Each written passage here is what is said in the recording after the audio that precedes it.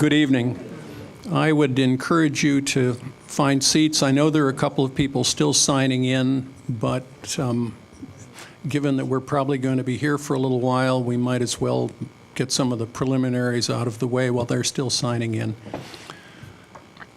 It is Wednesday, September 13th, 2017. The time is 7:07 p.m. This is the Evanston Plan Commission. I am Jim Ford. We have a quorum. I will call the meeting to order.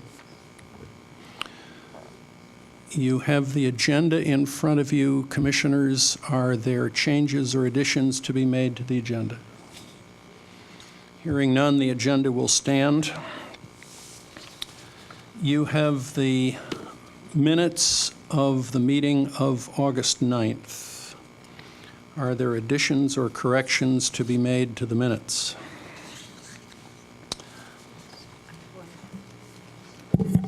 Commissioner Goddard.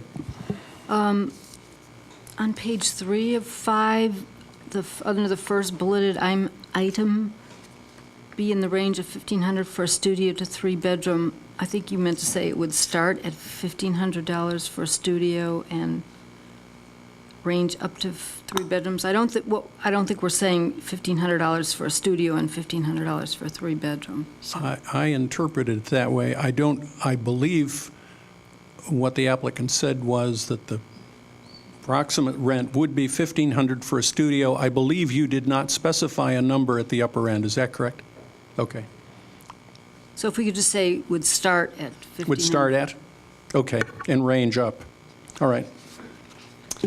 On page, pardon me, on page 4 of 5, beginning on page 3, we have questions from members of the public. And in most of those cases, we have the question and then we have the answer. The last point, however, could the project be done meeting the zoning standards? If I remember correctly, the petitioner's answer was no. I think that should show in the record. That was a significant point, so I would add that response to the question in the minutes. Anything else? Commissioner Lewis. A very less significant, I believe on page 3, inclusion of LEED 55. LEED is all capital. Leadership in Energy and Environmental Design. Yes, okay. All right, with those revisions, is there a motion to approve the minutes? So moved. Commissioner Goddard, second. Lewis. That's what I thought. All in favor, say aye. Aye. Opposed? Hearing none, the minutes are approved. All right, then.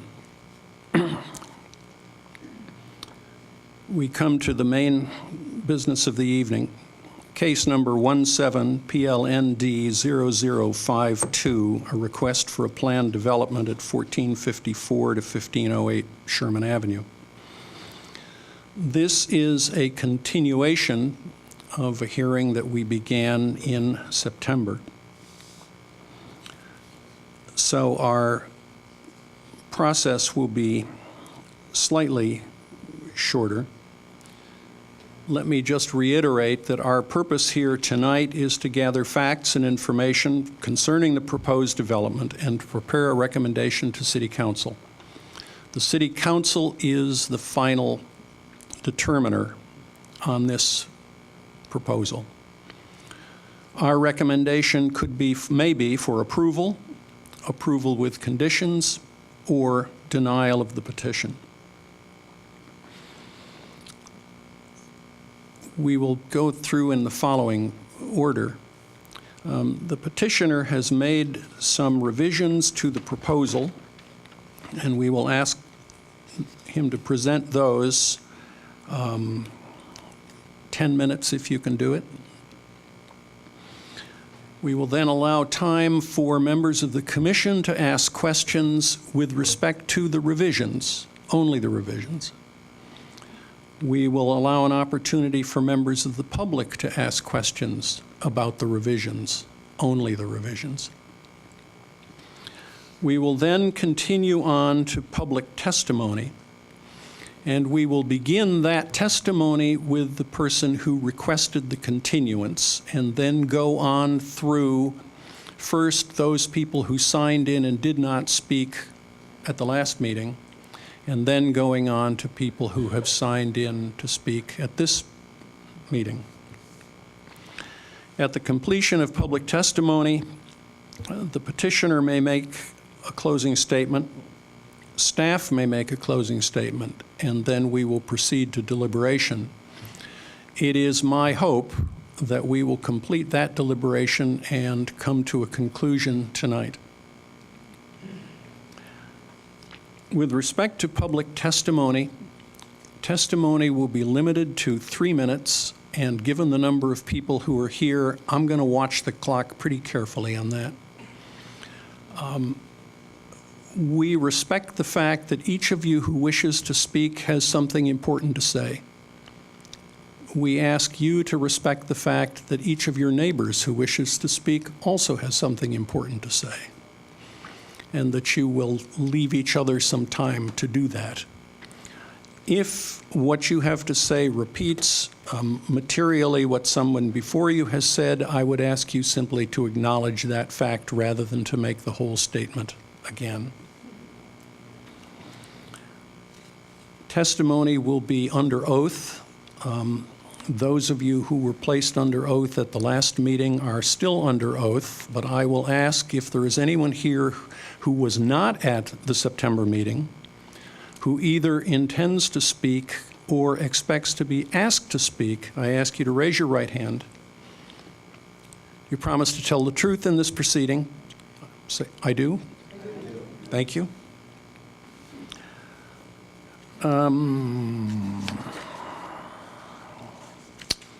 I guess one other point. Under our rules, the public is entitled to one continuance. That's tonight. So that there will be no continuance this evening unless it is requested by either the petitioner or by the commission itself.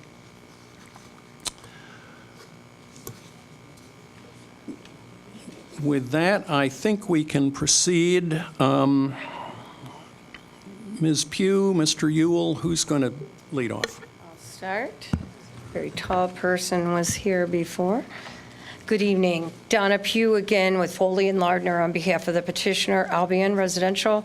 We just wanted to quickly update you on the changes and officially amend our application accordingly with the new relief that we're requesting. Let me get that up here. Okay. First, on dwelling units, let me see if I can get this to work. Okay. 93 units are required or allowed under the code. We started with 298, and we're now at 286, which we've reduced by 12. So this is officially our request now. That amount of units, the increase is comparable to the scale of site development allowance granted for the project at 824 Noyes. They received 44 units where only 12 were allowed. It was a similar percentage increase as to what we're requesting. Secondly, on building height, the requirement is 145 feet, which is 105 feet under the code plus 40 feet for site development allowances. We came in seeking 172. We're now at 156, which is a reduction of 16 feet. Again, we officially amend our petition in this manner, and that we note that this would be a very similar, actually even a far less increase than the height increase that was granted at 831 Emerson, where they had a 71% increase over what was allowed, and our request is now an 8% increase over what is allowed. FAR, okay, 6.0 is what's allowed. We started with 6.9. A little bit of tweaking, we're at 6.78, a reduction of 0.12. But we did want to mention that this 6.78 includes certain balconies and outdoor spaces that under a more conventional means of calculating FAR wouldn't normally count. and we would really be at more like a 6.0. But now again, under Evanston code, we are at 6.78 now, under the way you calculate it. But that does include these outdoor spaces. Now again, the Emerson project would be a good example where they received a 133% increase of FAR over what was allowed, and our request is a 13% increase over what's allowed. Finally, parking. We are strictly under the code currently, 389 stalls would be required. But if the new ordinance that was heard at first reading at City Council last night, if that does pass, only 206 stalls would be required, resulting in a relief of only 20 stalls. Now, we do want to point out, though, that we have been able to gain additional stalls. We started out at 172. We've now been able to go to 186, which is an increase of 14. You'll hear briefly also that we've been able to verify even more than before that there's extensive capacity for parking at the city garages in the area. So we don't think parking should be a concern. We obviously think all of these requests are greatly outweighed by the extensive community benefits, and we're going to have Andrew Ewell speak to you very briefly about a couple related items. Andrew? Mr. Ewell. Thank you very much. So I just want to start here to say, we've been working very hard listening to both our supporters and those who have some concern about the project. And we've begun this process in May, and we've gotten ourselves to where we're at today with a building that's, we believe, very feasible and economically beneficial for the city of Evanston. So you can see we've been working hard to go in the right direction for this site. And I just want to share with you kind of a comparison between what an as of right and allowed building could be versus what our proposed building is, just for clarification. An as of right building is, we interpret the code that you're allowed to build up to 185 feet. Now that would mean that the building code allows you to build 145 feet plus 40 feet of parking. Parking is allowed to be removed from that height per code, which would result in a 185-foot building. What you're seeing on the right-hand side is a building that actually would conform with the ziggurat setback. It would actually have the parking that's required by code, and you're seeing it really single-loaded to fit 93 dwelling units at 2,100 square feet per unit, which is more typical towards a condo project, which at this particular location in this point of time is just a project that's not feasible or something we would be pursuing to do. So at the left-hand side, our modifications bring into effect what we believe would be a project that not only is more architecturally beautiful, but one that would be financially successful for the community as well as for everyone within the surrounding area. We've updated our 3D model to show what that building would look like in terms of height in comparison to the rest of the district. And what you'll see is that we're essentially 3 stories taller than the Holiday Inn. The rooftop penthouse of the Holiday Inn stretches to about 145 feet, and the Rotary building at the top of the mechanicals are somewhere in the range of 230 to 240 feet.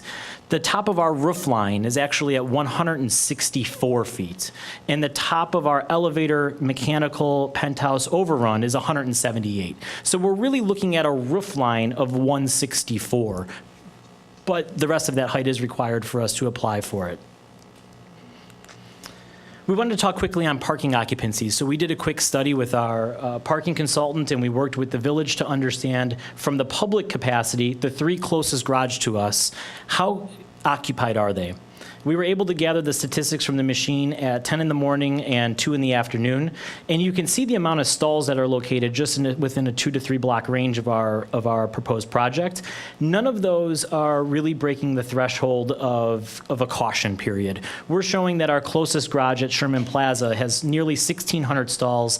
Not once from May 1st of this year through September 7th did that ever break 950 parking cars parked in that 1,500 stall garage at one time. So we believe there is ample parking within the neighborhood. as we are asking for relief with parking. If the new code is passed, it would be relief of really our retail component is where we're asking for. And we believe that there's plenty of room based on these statistics of actual tickets in and out of the parking garage. I'm going to hand it over to Paul Alessandro, my architect. He's going to walk you through the transitional district, and then he's going to show you some shadow studies. Whoa. Yes, sir. We're going to limit comments here to the changes. Understood. You've had your initial presentation. Is Mr. D'Alessandro still going to speak to the changes? We could show the shadow study as we haven't shown that previously. I think that would be good. Thank you. Good evening. It's Paul Alessandro with Hartshorn and Plunkett Architecture. This first illustration, we were talking about the transitional district, and with the revised height of our building, we wanted to illustrate how we believe this building addresses more closely the transitional district with the changes that were made. This is a plan of the building. Our building is, which one? Well, you can see where our building is in the center of the top button. There we go. Our building is right there. And then the rest of the heights of the buildings around, extending 2 blocks either way from our site, are shown. This dotted line illustrates the elevation, which we're showing here, that we believe illustrates how this building is a transitional building from the 8-story buildings that sit here, the lower buildings that sit a block further south, our building that sits at about 165 to the roof deck, and then the taller buildings in the downtown core district. The question came up about the shadow studies.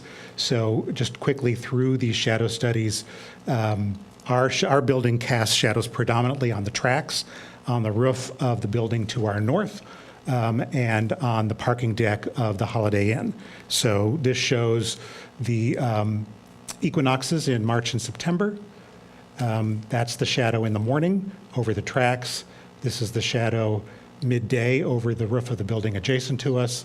And then this is the shadow over the Holiday Inn roof in the evening. This is the summer, June study here. The shadow of our building at 8 a.m. in the morning, again, is on the track. It extends a bit over onto the buildings to our north about noon, and in the afternoon, it extends again over onto the roof of the Holiday Inn. And then in the winter solstice, in the morning, the shadow is again extending onto the tracks. Midday, it is over the roofs of the buildings to our north, and then in the evening, it's pretty much dark, but again, it's cast over the roof of the Holiday Inn. And then the last thing that we wanted to talk about was the shadow or the wind effects that were brought up at the last meeting. This illustration here shows the wind, the predominant winds in this area. The speed of the winds goes from 5 miles an hour for the purple all the way up to 20 in the red. And then this illustration shows a percentage of the speed of winds that you get and the direction that you get them from. North is up. So the predominant winds are from the west and from the northeast. And if you look at the building, what happens is in a wind situation, the wind is hitting the side of our building, then it rushes down the side of the building and is calmed at the roof deck, at the podium. And that podium that extends all the way around our building prevents any wind that hits the building and is blocked by the building from coming down to the street level.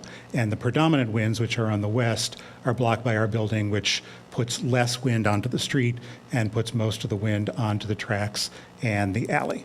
That is the end of what I have to add. Thank you. You're welcome. Do members of the commission have any questions?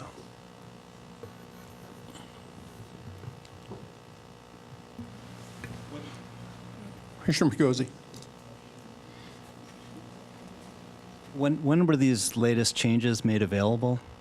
I mean, are we all seeing these new heights? I And think Megan sent the changed document out to us on Friday afternoon, okay. the usual delivery time. Okay. Was it in an attachment, or was it one of the links that It was as an attachment. was as an attachment? Okay. Thanks. Was it? Okay. Commissioner Lewis?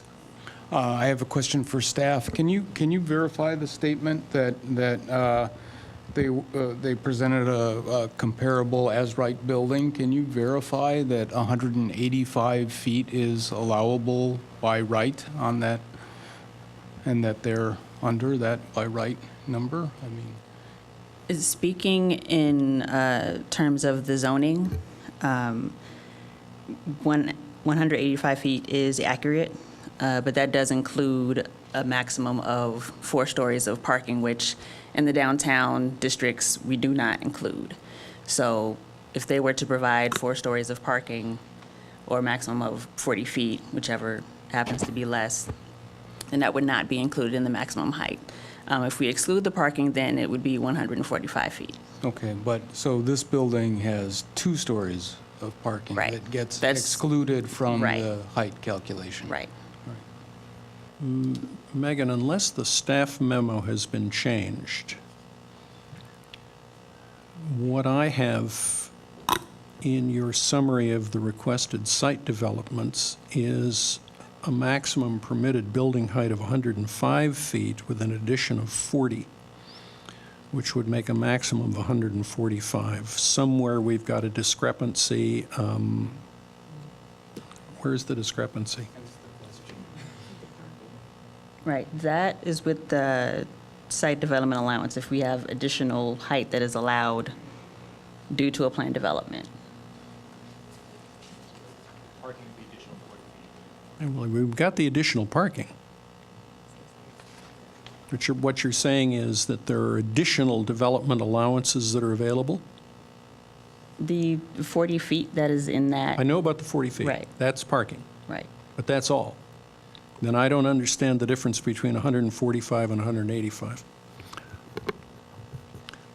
for this particular development, we have the base height, and then we have the site development allowances, which for this district allows for an additional 40 feet. That's not parking. That's in addition to parking. Right, Okay. So the 185 is the 145 plus Plus the parking. 40. exactly. Okay. Thank you. We okay, Ms. Pugh? I just was offering to help. Okay, that's fine. All right, are there other questions from commissioners? All right, are there questions from the public in response to the new information which has just been presented? Back in the corner. I see a hand, I don't see a, there's the face. It'll be better if you come up.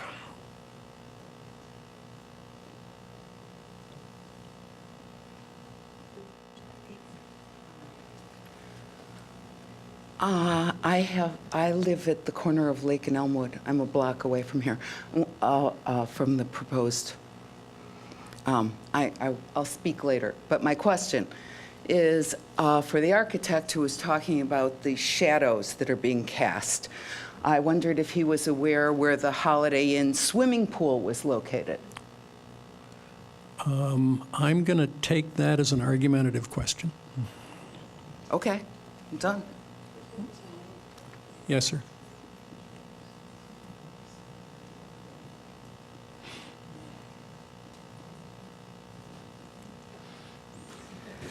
Good evening. I have a question about the building height, and also have a question regarding to Commissioner Pigozzi's question.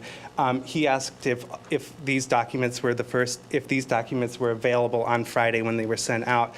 I'm not aware of this wind study being provided in that document on Friday when it was submitted to the public. Also have a question about the height. It actually is 105 feet according to the D4 Transitional Zone District, and the PUD additional height is only 40 feet. What is your which is- question? I'm asking, why are you suddenly adding another 40 feet onto this additional height? This was not discussed at any other Plan Commission meeting, so why is this just being added now?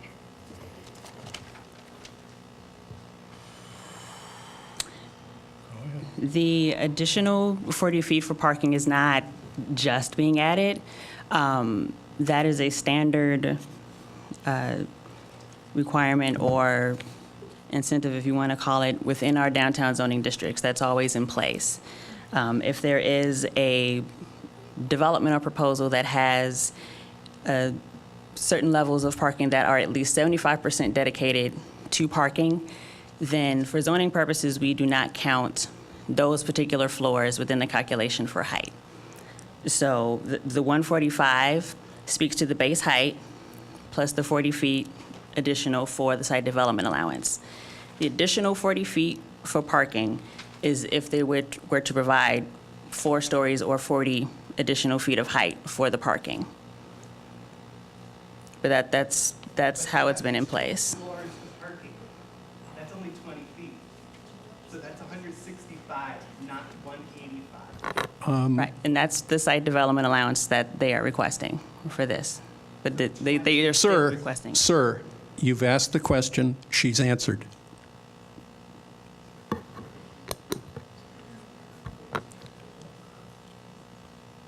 Are there other questions? Yes, ma'am. Could you please tell me how the city and who and how would verify specifications about wind and shadow?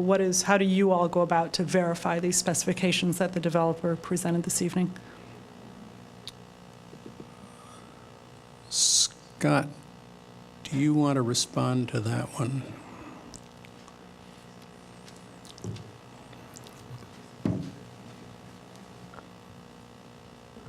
The developments are typically approved with the condition of accuracy to testimony and documents as provided. Much of that information is able to be verified by staff in counting the number of parking spaces, counting the number of units. We do not have software that analyzes the wind or the shadow. However, those are not requirements within the zoning ordinance. Okay, thank you. I saw another hand back here. Yes, ma'am.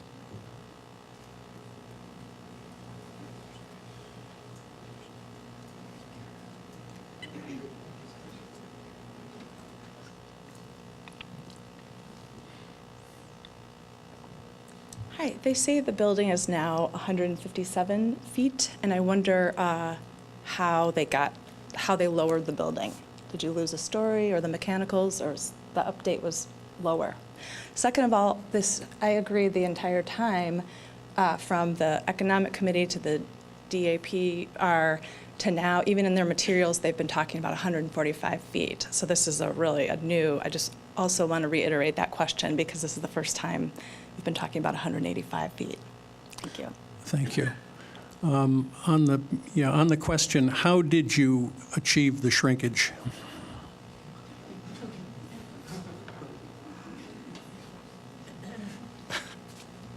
I'll avoid the joke. Over the last month, we've been doing more development on the project, fine-tuning the heights of structural beams, of mechanical equipment, and floor-to-floor heights. So we were able to squeeze height out of the building from our original numbers and estimates. So essentially, you've reduced each of your floor-to-floor heights or some of your floor-to-floor heights? Pretty much every floor has lost a couple of inches, at least. What have you, in the process of reducing your floor-to-floor heights, what have you done to your floor-to-ceiling heights? The residential floor-to-ceiling heights are 9'6". And then we have a couple of floors with additional height. The fourth floor amenity deck has an 11-foot ceiling, and then the top amenity deck has also an 11-foot ceiling. But a standard 9'6" in the residential floors? Correct. clear. Your 6'3" chairman is pleased to hear that you didn't take it out there. Thank you. Thank you. Want us to answer the second question? About how did we get from 145 to 185? Sure.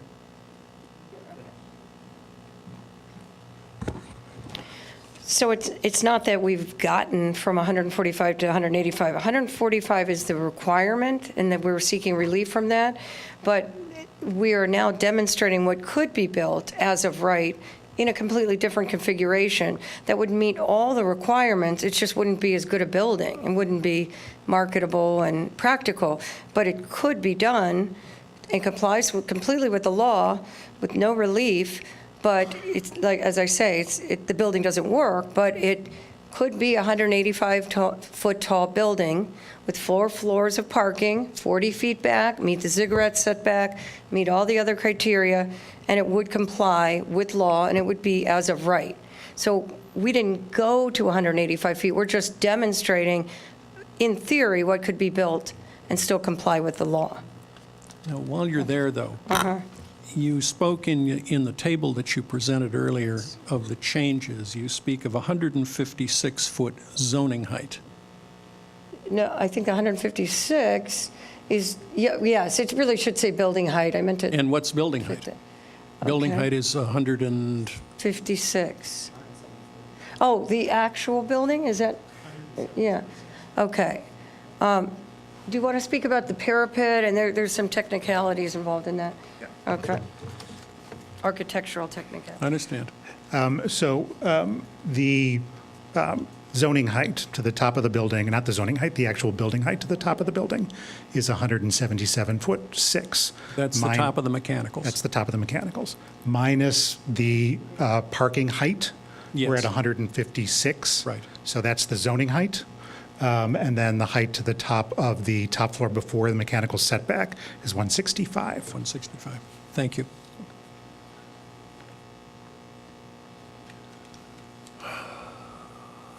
I have 2 hands. I will take the one all the way back in the corner first.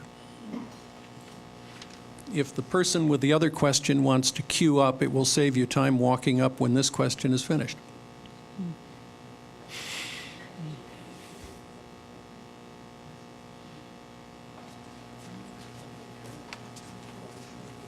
Thank you. Parking seems to be a big question. I've been hearing a lot about 40 feet for parking and 4 stories of parking. But in the development data sheet that you sent out on the 6th, that's what it's dated, it only shows 3 floors of parking, some parking on the first floor, the second and third floors being parking. And in your little zoning data sheet, it says you don't count a floor if it's more than 75% parking, and it looks like the first floor is only about 25% parking. Am I misreading all of this? No, We want a clarification of the parking math.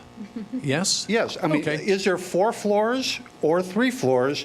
And is the first floor more than 75% parking so you don't get to count it? Because it looks like it's only 12, what do you? Okay, we've It's got the less. question. Yeah. Okay. How many the floors zone- of parking are there, and Yeah. how did we arrive at 40 feet? the zoning data sheet is correct. The 4 stories or the 40 feet of parking Is that is being referred to is zoning related. So in the downtown districts, if there are certain levels of floors that are at least 75% dedicated to parking, we do not count those floors in the calculation of height. So that can be up to 4 stories or up to 40 feet, whichever is less. They do not have 4 stories or 40 feet of parking height proposed for this project. That is just a point of reference that is within our zoning code. So it's 40 feet or 4 stories, whichever is less. Yes. Ah, thank you. Okay. Correct. So we are absolutely correct. We are only excluding floors 2 and 3 from our allowance, bringing the building from 177 to 156. 2 floors of parking. The first floor does not cover 75%, so it's included within the height. Got it. Okay, so the 40 feet is irrespective. Thank you. If I stay around long enough, I'll get this stuff. Sir? Good evening. A lot of us are concerned about congestion and parking in Evanston. And the report tonight was focused on the Sherman Plaza parking lot. Sir, I want to be sure this is a question about new information that was presented tonight. It was presented tonight. New information that was presented tonight. Well, it wasn't just new information presented tonight? Keep going. Okay. So my first question is, where is the Sherman Plaza parking lot? Is it the high-rise apartment that's on Benson and Davis? Yes. Okay. It would seem that there was a focus on that. I've never used that parking lot in all the time that it's been built. What is your question, sir? Okay, my question is... If you want to make a statement, you can do that later in the evening. Yes, I'm making a statement that's leading up to a question. No, not a statement with a question mark. You got a question? Yes, I have a question. Go. Okay. Wouldn't the lot that is next to the Holiday Inn, just north of the Holiday Inn, wouldn't the usage in that lot be much more relevant to what we're talking about in terms of parking space than a parking lot that's a block and a half to 2 blocks away? Thank you. 30 seconds, Mr. Yule. We just looked at where we could get physical tickets from information.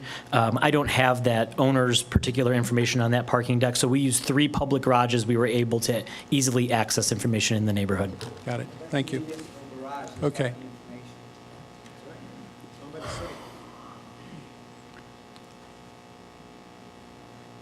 Yes, ma'am.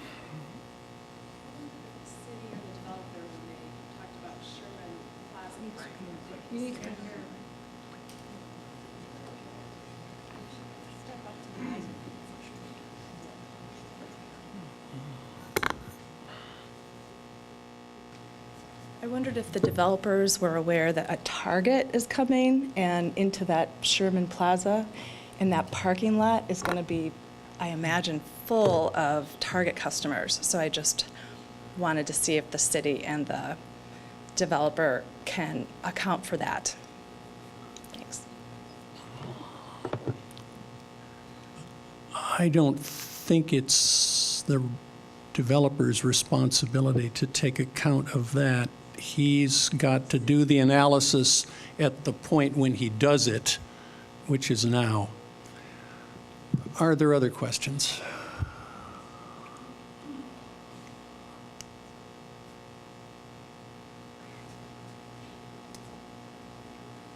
I'm still a little bit unclear about how you're going to reduce the height. Could you please explain it a little more in detail structurally? What will happen to the building in order to make the reduction in height?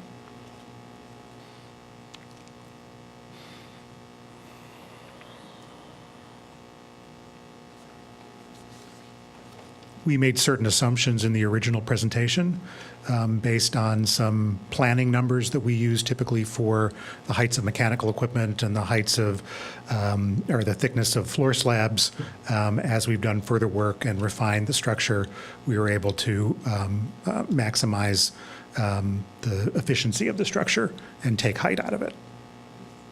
So the height you're taking out, I just want to be sure we're all clear about this. The height you're taking out is between the ceiling in one floor and the floor in the next. It's structural space in there. Correct. We're squeezing the structure down, the thickness of the structure, and we're removing some additional height that we had in the mechanical spaces that we don't need. And then there's some transfer beams on the top floor of the garage that we were also able to make more efficient. Okay.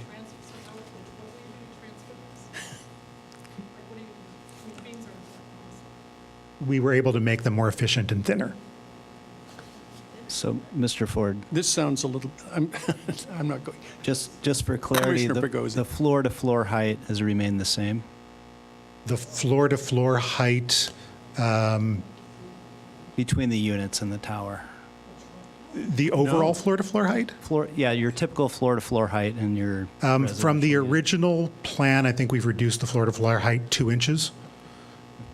Okay. Yeah. Okay, so that's, okay, thank you. I'm going to move us on then to public testimony. I would remind you, please try not to be repetitive. I would remind you, we have a 3-minute limit on testimony. We will begin with the people who signed in at the last meeting and who chose not to speak at that time. And we will begin with Barbara White, who was the citizen who requested the continuance. Do you have the hand mic, Ms. White, or?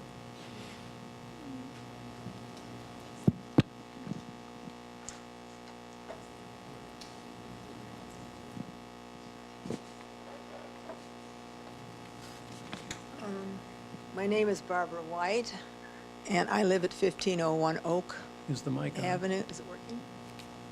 Scott, is the mic on? Oh, There you go. Barbara White is my name, and I live at 1501 Oak Avenue with my husband, within 1,000 feet of this proposal. And I want to thank you, Chairman Ford, for allowing the continuance at the August 9th meeting to further discuss this proposed development. I have never before spoken at any of the City of Evanston councils or committees or commissions since I became a resident of Evanston more than 55 years ago. And I've seen many, many changes to our city over that period. And many of them have been for the good of our city, to keep it vibrant and growing. And I feel a personal pride when I tell people that I am from Evanston.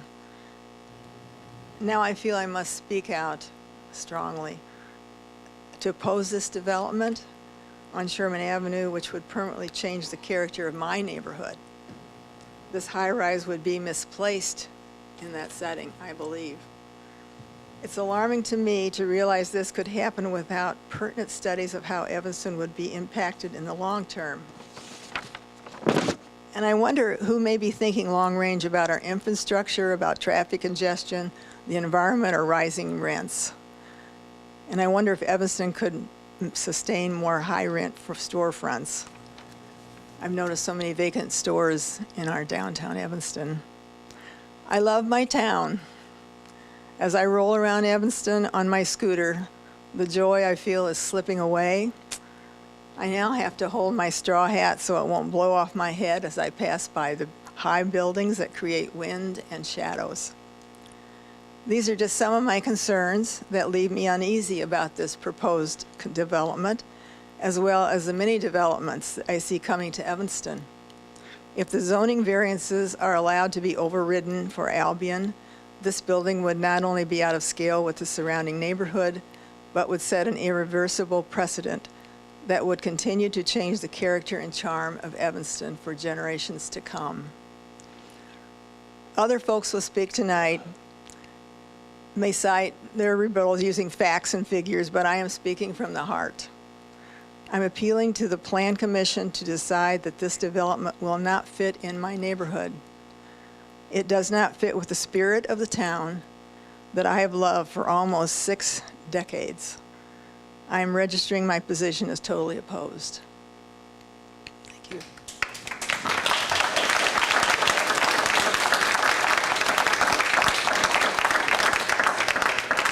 Thank you, Ms. White. Kira Kelly Madden.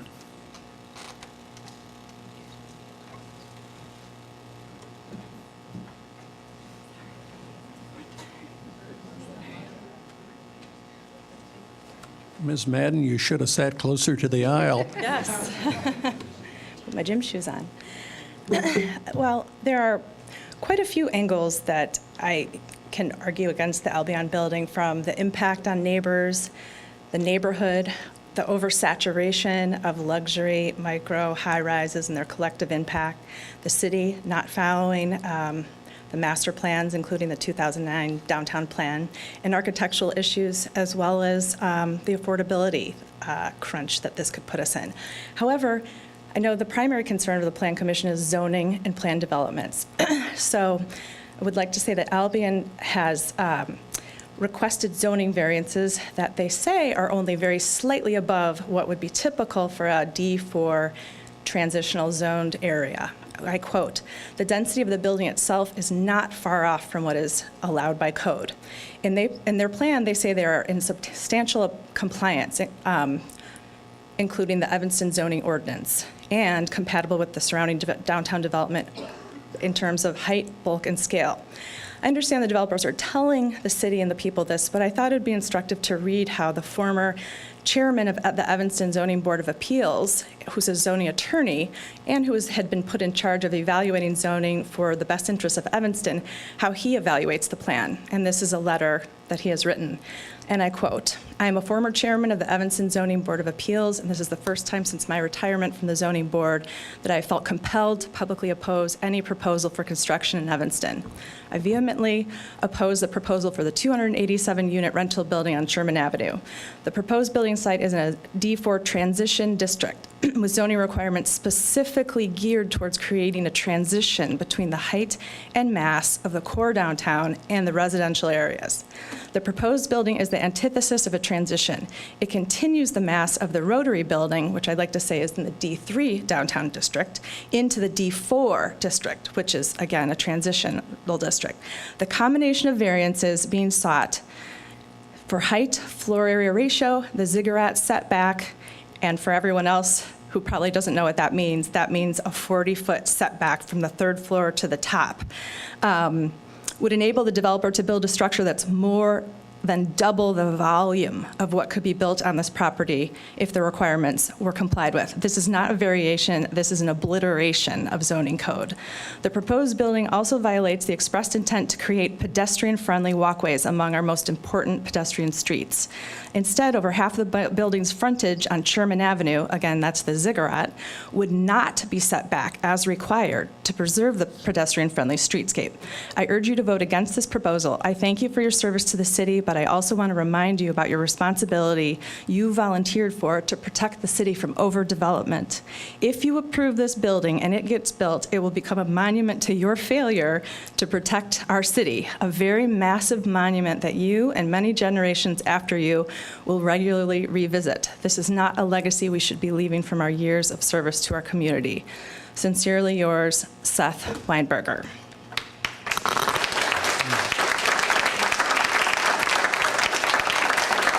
Thank you. I'm going to suggest now that you all give a rousing hand of applause to everyone who's going to speak tonight, and then you won't need to do it when they speak. So let's hear it for everybody who's going to speak. Thank you. Okay. Thomas Wesley.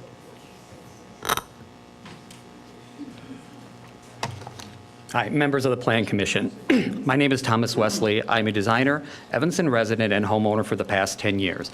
I love my city and have come to this meeting to speak in strong support of the proposed Sherman Avenue development. I will quickly address 3 areas: siting, design, and economic development benefits. The building site could not be better suited to a residential high-rise building. A taller high-rise, the Rotary, is just to the north, and directly to the east is the 13-story Holiday Inn. To the south is another block, also zoned D4, with a 145-foot buildable height allowance. To the west, the property is bounded by both the Purple Line tracks and the Metro tracks. To the west of the tracks, the next block is taken up by commercial zoning and the Evanston Police Department. This space provides a large buffer between the development and the residential neighborhoods to the west. For our urban commuters, this site is just blocks from public transportation.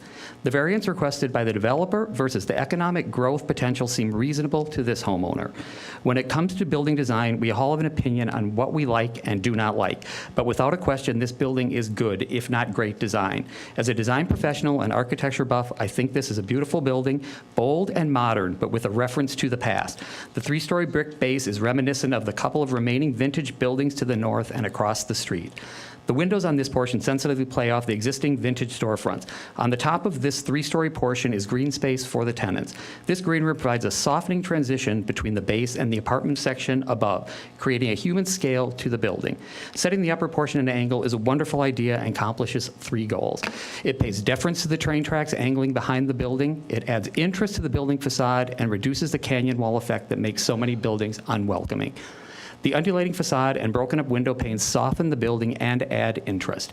The posts and cantilevers on the south side provide some cover for the public pocket park at street level, while the park itself provides the public a place to sit or gather. Everyone reacts to buildings based on personal likes, dislikes, but there is no doubt in my mind that this design is thoughtful and well done. My belief is this will become an architecturally significant building in Evanston and certainly one of the most beautiful apartment buildings built in Evanston since the 1920s. Lastly, and most important, the added economic development opportunities of this. I believe the addition of 286 apartments and some 350 additional residents in the downtown corridor can only help the ongoing revitalization of our downtown neighborhood. These additional new residents will use services, restaurants, shops, etc.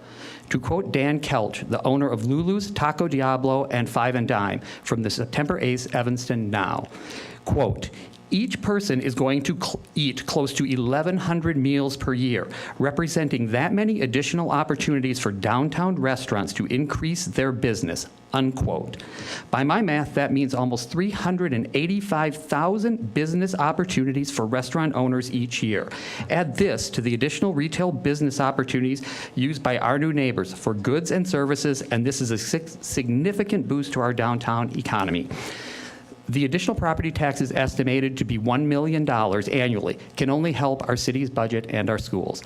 I feel the decision on this building signifies a crossroads for Evanston. This development is a great use of underutilized urban space, great design, adds vitality to our downtown neighborhoods, adds $1 million in annual revenue to our tax rolls. Does Evanston move forward or simply stay in place? I believe we as a city should move forward into the, I'm under 30 minutes, I've timed this. Move forward into the 21st century with thoughtful and beautifully designed development that adds to the vitality of our great city. I ask that you, as the Plan Commission, move this forward and get this project before our City Council for approval. Thank you, Mr. Wesley. Lee Katz.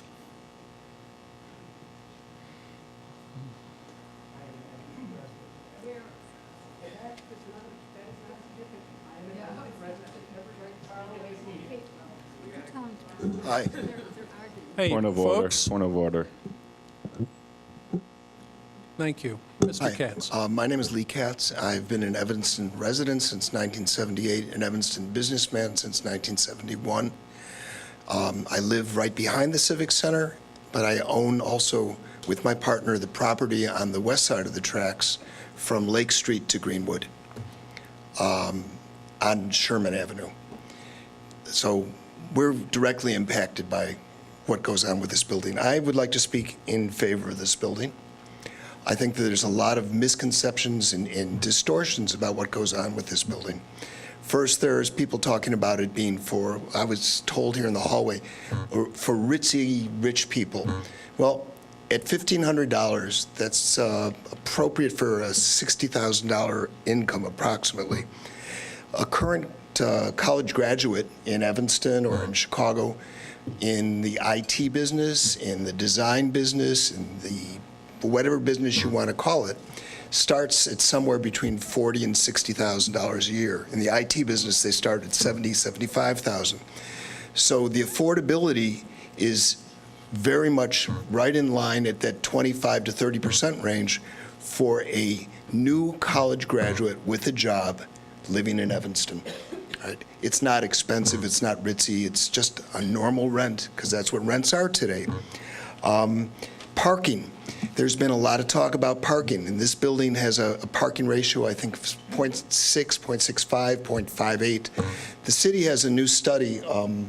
I don't have all the details, but I was explained to me by the city that in the high-rises surrounding the downtown area, the density of cars per occupant or per bedroom right now, or per room, is 0.59. And this building comes out almost identical to that. Won't be up for another 3 or 4 years if they get permission, at the same point when the density of parking is going down per resident because of the transportation district.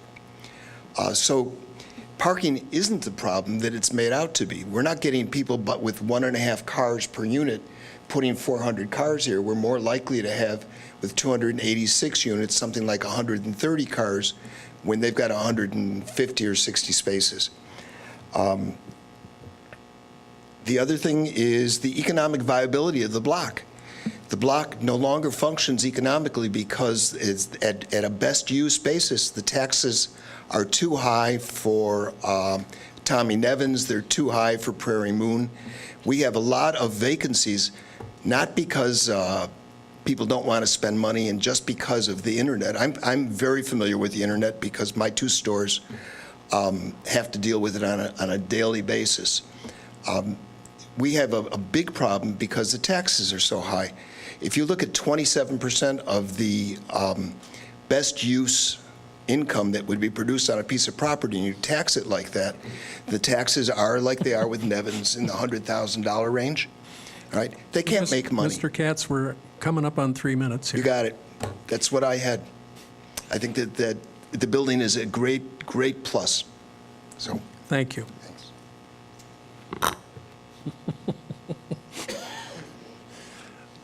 Dominic Hilaire.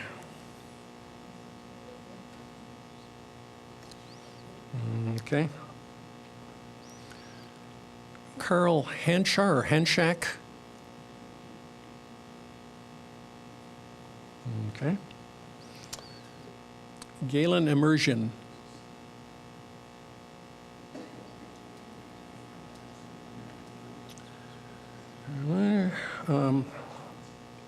Chuck Wasserberg. Excuse me, Chuck is not here on this partner, he'll go out of town. Can I speak? Sure, of course.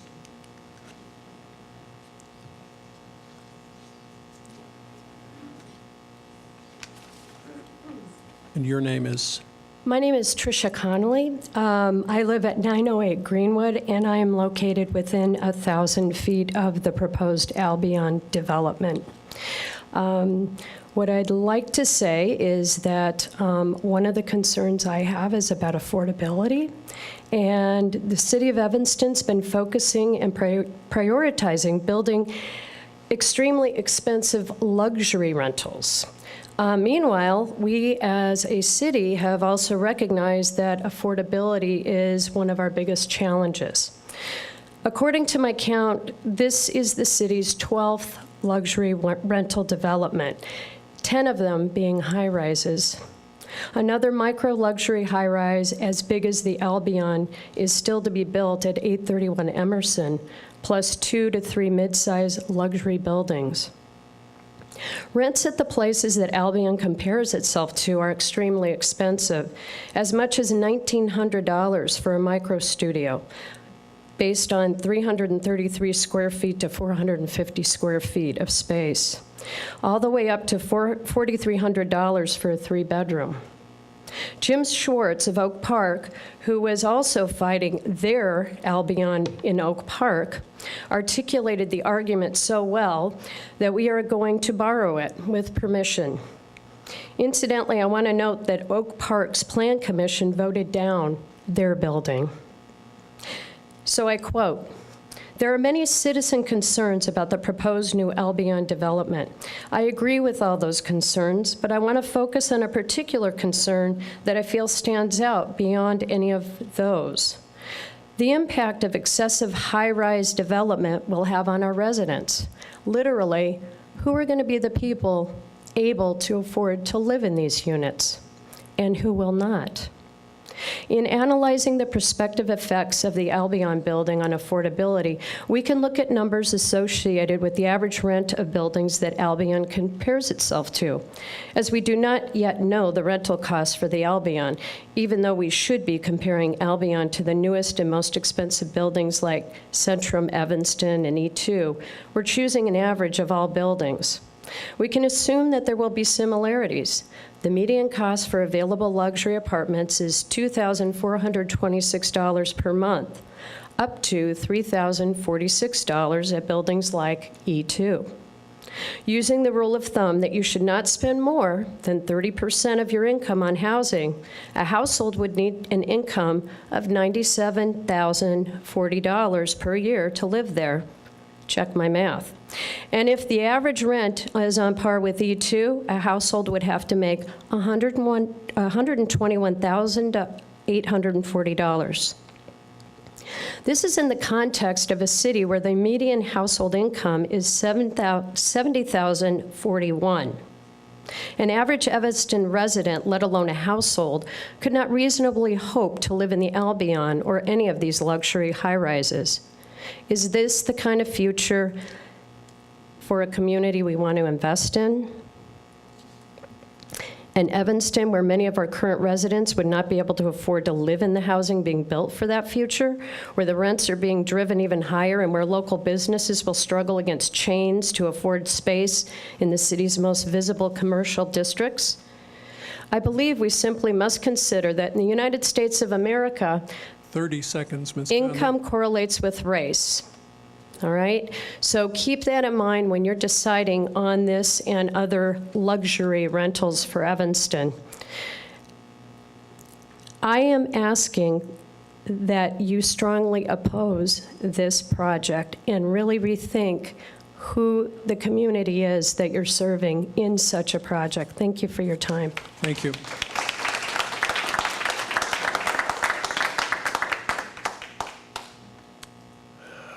Oh, boy. I can't read the last name. I believe the first name is Sue, and you live at 2121 Dewey. Noelbach? I'm sorry. That's all right. So my name is Sue Lulbach, and I work at 2121 Dewey at Connections for the Homeless, although sometimes it does feel that I live there. I also represent Joining Forces for Affordable Housing.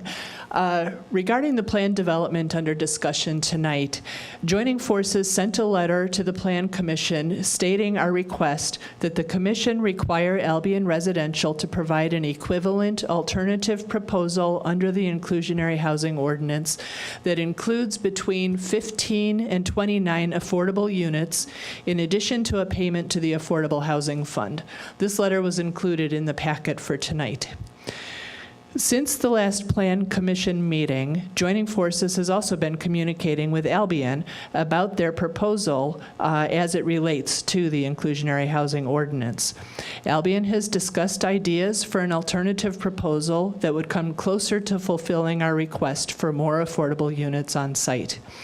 While their alternative proposal has not yet been presented to the city and still is not equivalent to the requirements of the Inclusionary Housing Ordinance, it is moving in the right direction and shows that Albion is willing to work with the city on this matter. Therefore, Joining Forces asks that if the Plan Commission recommends approval of the Sherman Avenue development, they include the following conditions. 1, that Albion Residential provide an alternative equivalent proposal for complying with the Inclusionary Housing Ordinance. 2, that the city negotiate a combination of affordable units on site and payment to the Affordable Housing Fund that will result in the greatest number of affordable units in total. 3, that the affordable units provided are geared towards people at 50% and 60% of the area median income. And 4, that the affordable units represent a combination of studio, 1-bedroom, and 2-bedroom apartments. Joining Forces looks forward to working with both Albion and the city on creating more affordability in our community. But until necessary changes can be made to the existing ordinances, we urge the city to use the legislative tools it has in place as effectively as possible. Thank you. Thank you.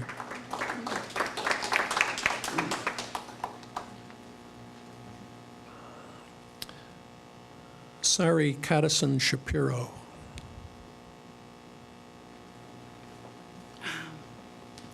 I live 500 feet from the proposed development, and I have several concerns. the density, first of all, of moving in 300 people at least to an area that hasn't had that at all. And just the wildly wild violation of the city plan. The city paid $250,000 for in only 2009. To just ignore it seems like we should just throw out all zoning laws if that's the case. And let it, anyone build whatever they want to build. Another concern I have is they're taking over an inadequate alley as the entrance to this apartment building. The alley's shared by a thriving business, Capitol, that has opened another location downtown because they've been very successful in Evanston.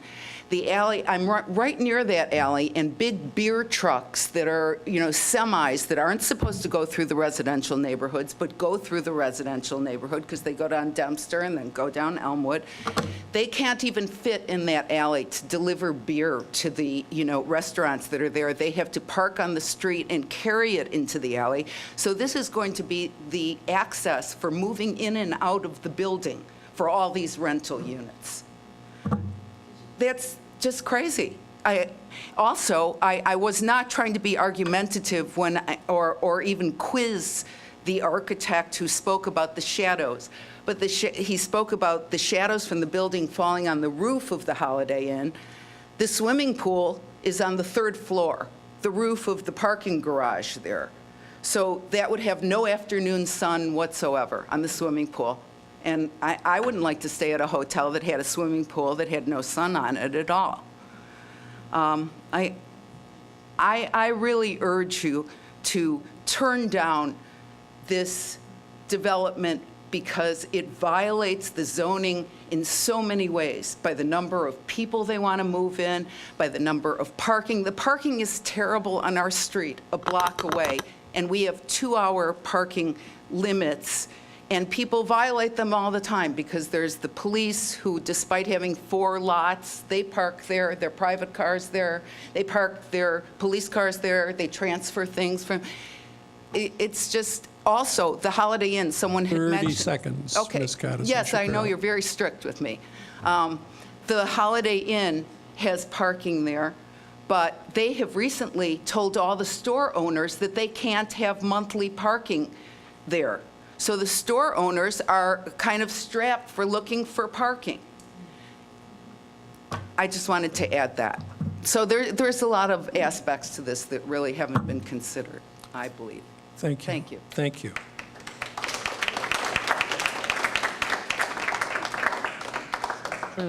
Ellen Galland. No Ellen. Melody Marion Bickham. Right, and that completes the list of people who signed in last month. Now we'll start.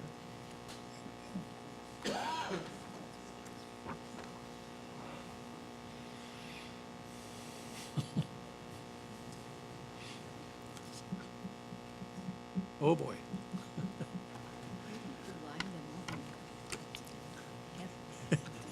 Yeah. Okay, let's see. Mr. Wesley, you have spoken. Gary Goodfriend. Yes, my name is Gary Goodfriend, and I reside at 1421 Sherman Avenue. I appreciate the opportunity to voice my great concerns about this proposed project. First, I do agree that the block in question is in need of improvement. The Nevins building has fallen into disrepair, there's a vacant lot, and the parking lot south of Prairie Moon is unsightly. But this monstrosity of a development is not the answer. The proposed density, building height, number of parking spaces, and other features represent a travesty and a symbolic insult to the planning codes of Evanston, as articulated in the letter that was read from our former zoning chairman.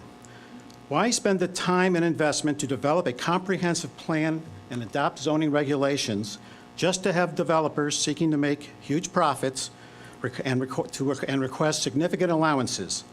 simply in exchange for contributions to city initiatives, no matter how worthy, and to extol its alleged virtues as a good corporate citizen just because it will add some green space here and there.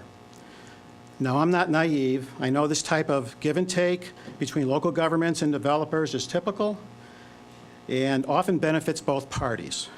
But the allowances sought by Albion for this project are so out of line from existing codes that it's both surprising and frankly disappointing that the city has allowed the project to reach this stage. Now, a woman spoke earlier about what project that Albion had proposed in Oak Park. I want to give some more specifics to that. I'd just as soon we didn't spend time worrying about the Oak Park project. There are many similarities, Let's sir. worry about the Evanston project. 18 stories, they want 80. Sir, I am not interested in the Oak Park project. It is not on the agenda tonight. I believe the residents probably might want to know about it, sir.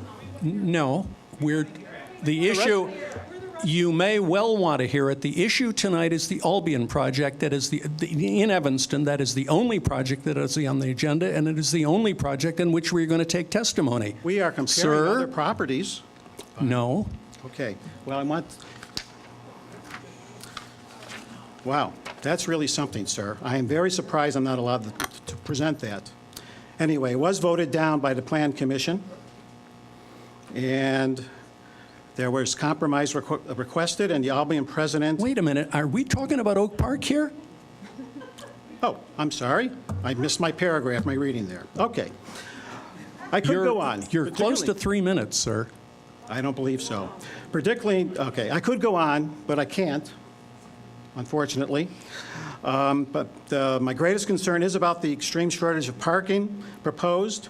Albion can keep talking about the alleged trend that many occupants will not be owning cars, but what happens if that trend changes? In my building, a millennial couple that rents a one-bedroom unit drives 2 cars, and with just 1 space, 1 car is parked on the street. So maybe this trend is changing already. The scope of this project needs to be dramatically reduced, and until that happens, I urge the Commission to recommend against this proposal. I was going to say thank you, but unfortunately I could not describe everything I wanted to articulate.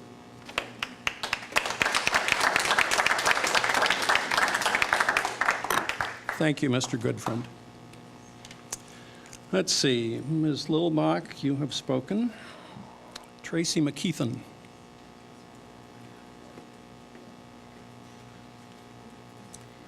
My name is Tracy McKeithen. I am the director of a nonprofit in Evanston that serves homeless families. It is Family Promise Chicago North Shore. I also am representing Joining Forces and the Interfaith Action of Evanston advocacy team.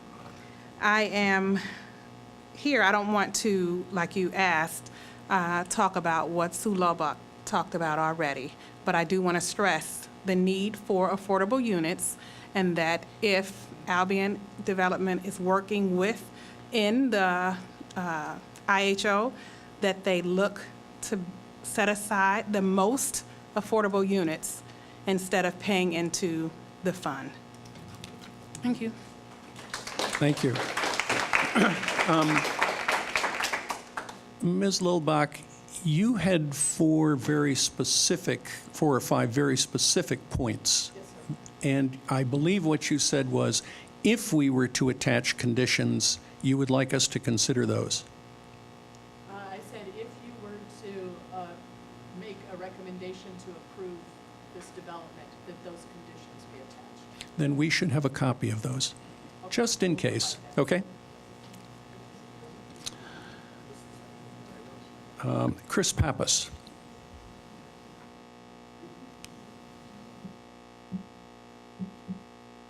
Good evening. My name is Chris Pappas, and I'm the owner of Igea Spa across the street from the development.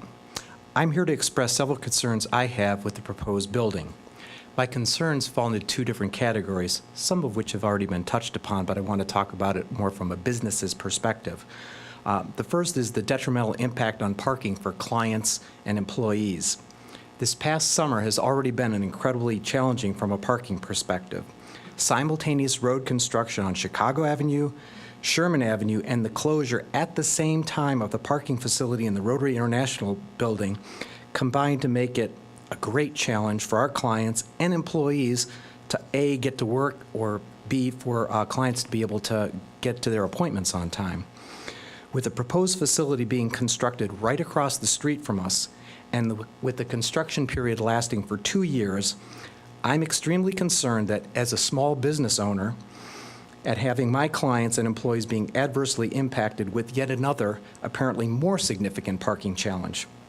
We have a wonderful business with a reputation we have worked very hard to earn, but I expect our clients' inability to access our facility for 2 years due to the adversely impacted parking availability to be devastating for our business.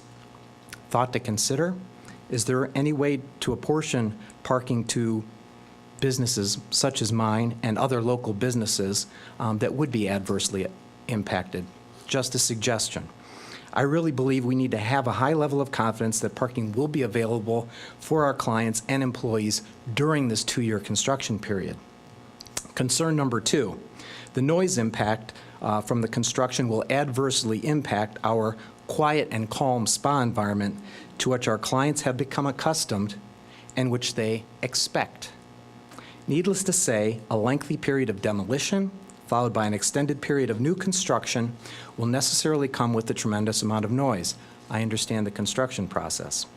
I'm not sure what can be done or how it can be mitigated, but for a business which provides quiet and calm as a part of our business requirement, the aforementioned clearly works massively at cross purposes with that objective. 40% of the treatment rooms at my spa are on the Sherman side of the street, across from the street where the demolition and construction will take place for 2 years. I need some accommodation so that this new building construction does not result in the destruction of my business. Thoughts to consider. Is it possible for there to be some sort of decibel limitation on the construction site, or a soundproofing allowance for the affected businesses? While it may not seem a long time to many, 2 years of construction is an eternity for a small business. 2 years of construction can destroy a small business seeking to make payroll every 2 weeks. Someone's already mentioned the number of businesses coming in and out of Evanston already. I'm very concerned and would appreciate some sort of consideration as you go through your deliberating process. Thanks very much for your time and for listening to all of us. Thank you, Mr. Pappas. Marilyn Ruiz.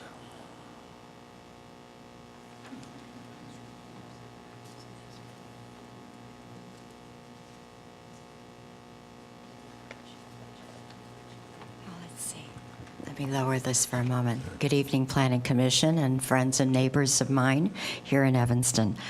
I am an Evanston, oh, hold on. This is not staying, sorry.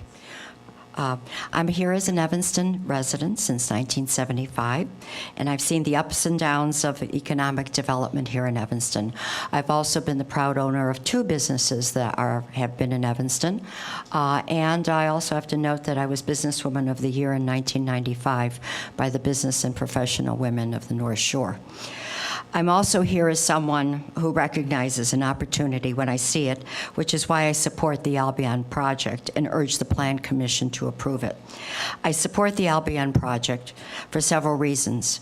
As a longtime resident of downtown Evanston, it will bring more cultural, energy, and economic activity to an area that does need improvement. I'm also impressed with Albion's commitment to Evanston. I'm impressed that they're not asking for a TIF funding or a tax abatement. They've been working with the city and the community to respond to questions and comments, and as well as they're concerned. They're working with the community in areas such as public art, the environment, sustainability, affordability, transit, and education. And they've worked hard to reach out to downtown businesses such as Tommy Nevins and Prairie Moon.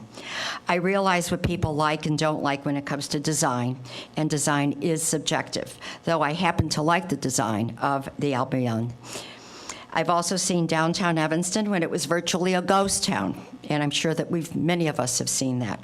The change we've seen in Evanston in the last 10 years is in no small part driven by its vibrant, walkable downtown with interesting shops and eateries.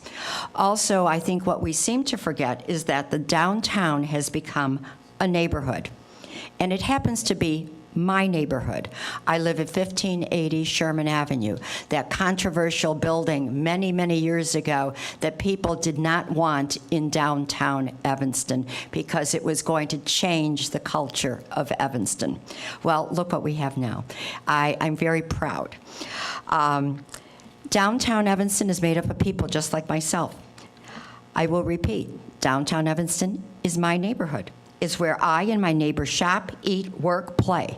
Williams Shoes, CVS, going to the movies, my cleaners on Chicago Avenue, my dentist on Church Street, grabbing my milk at 7-Eleven or Whole Foods, having coffee at Panera, Capital, or at the Olympic, and exercising at the Y. I enjoy greeting all of my neighbors as I walk through downtown.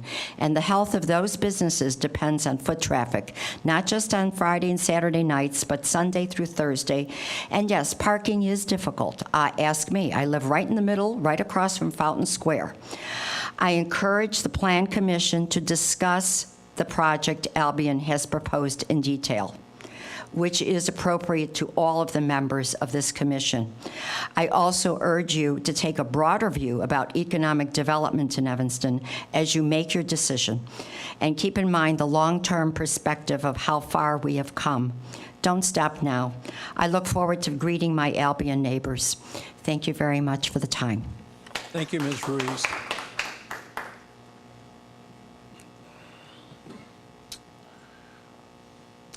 Birch Burkhart.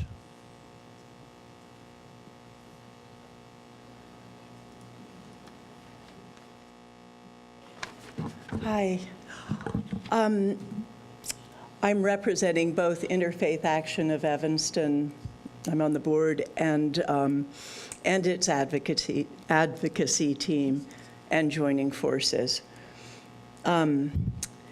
We all know that there's been a serious drain of affordable housing in Evanston, and we've seen that the inclusionary housing ordinance has yet to result in new affordable units being added with the new developments. If the Sherman Avenue development is ultimately approved, and if it were to include a significant number of affordable units on site, while also following the rest of the inclusionary housing ordinance, I believe that it would pave the way for other developers to do the same. And until this ordinance can be changed to where it removes the buyout option altogether or increases it considerably, it will be up to the city to push for affordable units on site at new developments.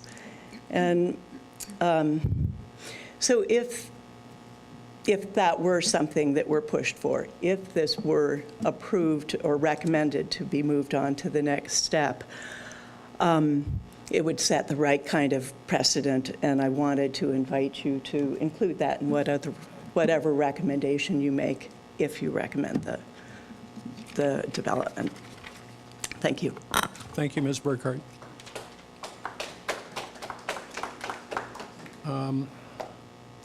Pastor Daniel Ruin? Got it. Did I get close? Got it. Close enough.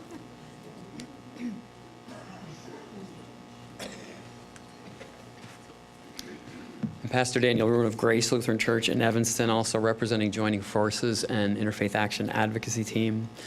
All of us are familiar with President Trump's border wall down south. Huge target. Everyone talks about it. But we forget the other walls that we create in our communities. And I'm here to talk about the growing wall in Evanston, the growing wall, which is the lack of affordable housing in our city. And we saw during the recent aldermanic and mayoral election such a strong intention to make sure that we increase affordable housing in Evanston. At the basement of my church during that election, we filled it on a weeknight with candidates for mayor and alderman because people in the city are so concerned about the lack of affordable housing. And here's a chance for us to show the political will is here. So those of you who are elected officials, I pray that you'll hearken to this. This is a moral imperative to carry out those commitments. In other words, no more walls up here. Amen?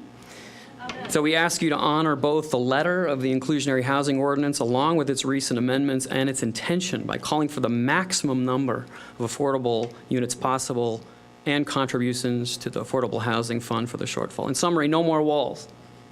Inclusion, diversity, and courage, break them down. And we have the opportunity to, as I said, hearken to that value that I hope we all share tonight. Thank you. Thank you.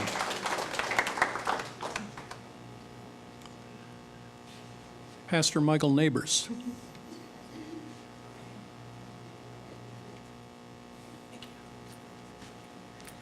Good evening. I'm Michael Neighbors. I pastor Second Baptist Church of Evanston and also serve as president of the Evanston and North Shore National Association for the Advancement of Colored People. I do want to say that Daniel, while he's Lutheran, he stole my amen word, so I'm going to have to try to approach this from a Lutheran perspective, I guess. But happy to be here. In an article earlier today in Evanston Now, Andrew Yule, the developer, said that he plans to make $2.9 million a fee in lieu of payment to the city's Affordable Housing Fund, and to also include 2 on-site affordable studio apartments available to persons making 60% of area median income. What I'd like to talk about a little bit is, I'd like to talk about the fact that in Evanston there have been troubling trends regarding socioeconomic and racial ethnic presence in our town. In recent years, there's been a significant drop of African American residents in Evanston.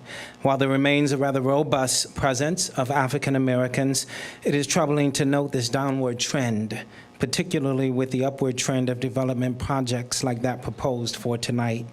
A primary reason African Americans and other minorities are leaving Evanston has to do with a lack of affordable housing, and some would say a lack of credible concern in our elected officials and appointed officials regarding affordable housing. We, and by we I mean all of us, elected and appointed officials, developers, African Americans, Latinos, white residents, we must take pause for a moment. We must work together with concerted effort to ensure that every new development has an undergirding of affordable housing units made available. Evanston is a beautiful town. It's an incredible place to be born, to grow up, to get married, to raise children, and to grow old. It is beautiful because of its amazing array of magnificent diversity. We are the world in 8 square miles. We are rich and poor, black, brown, yellow, white, straight, gay, and other. There's no mistake about this. There has been some intentionality, I believe, rooted in the hopes and dreams of those who lived here long before us. My great-grandparents chose Evanston, and my great-grandmother arrived in 1893, believing that Evanston, for all its challenges in the 1880s, possessed a grand vision of beloved community. She was a seamstress who lived on Dempster and Grove before marrying a podiatrist who got his degree from Dr. Scholl's School of Podiatry in Chicago. They built a home on Gray Avenue and lived there for 70 years. Today, they would not have been able to start such a life in Evanston. They would not have been able to afford it. That is wrong, and we must be resilient and change it. Let's begin with this. Let's create and enforce affordable housing units in areas other than the 5th and 2nd Ward. And let's hold this development group accountable in beginning this trend. Thank you.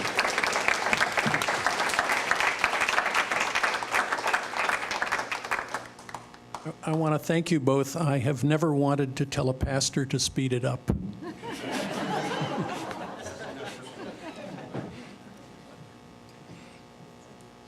No, actually, I have wanted to, but I never have. Mary Beth Roth.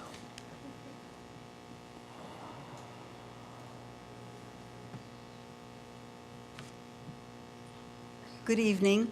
I live at 1889 Maple in Evanston, and I'm here representing Joining Forces, but I also am a community volunteer for Interfaith Action of Evanston, serving our hungry and homeless neighbors, for the Connections for the Homeless, and also for the Infant Welfare Society of Evanston.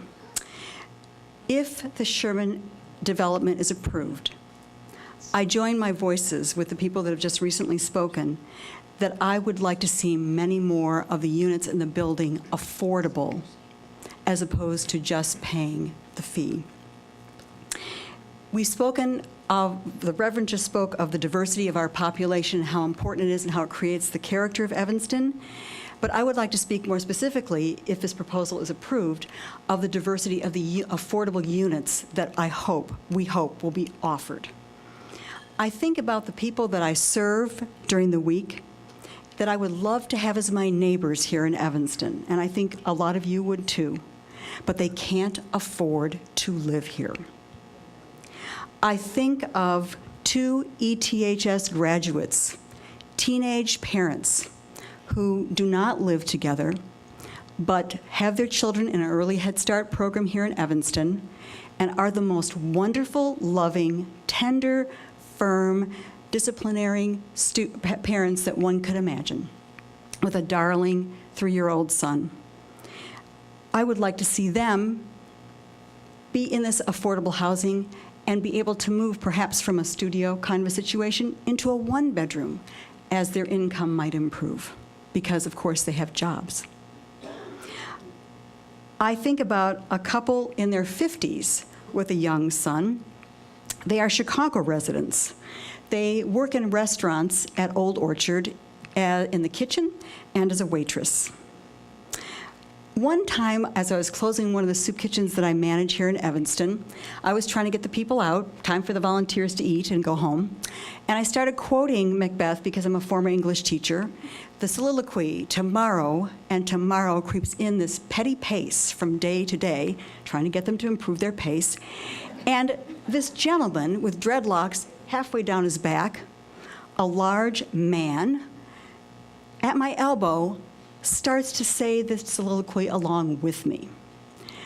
We have a close personal relationship now, and he is an Evanston Township High School graduate who learned to memorize that soliloquy from his high school teacher. But he and his wife live on the west side of Chicago. They can't afford to live here, with jobs. And lastly, putting another face on the people that we are trying to talk about, that we want as our neighbors. A couple of parents in their 30s who live in Chicago with 2 darling yellow-haired girls, preschool, pre-K. The 4-year-old is the best reader in her school. I saw her write her name in a straight line at age 4, perfect block letters. Her dad works very, very long hours, and when he's working those long hours, he has to temporarily drop out of grad school. They're in my soup kitchen, and all they want is a better school for their daughters, a better education for their daughters. So I'm asking you, if this proposal is recommended, that the variances you are allowing could be used perhaps to trade height for a diversity of units, parking for more affordable units. Please think of the human beings that we're talking about that could only improve the neighborhoods in Evanston. And thank you for allowing me to speak. Thank you, Ms. Roth. Laura Maurer.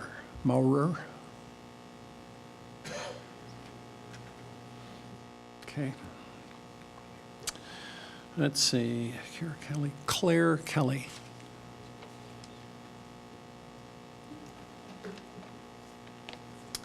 Good evening. I'm here this evening to present you with a petition with over 1,300 signatures after only being in circulation for a couple of weeks to ask you to please reject this Albion project. In accordance with Evanston's downtown plan, the 1450 to 1508 block of Sherman Avenue is a key transitional block between Evanston's downtown and the city's historic residential neighborhoods. This inviting, human-scale block is home to a number of independent restaurants and storefronts, including Tommy Nevins and Prairie Moon.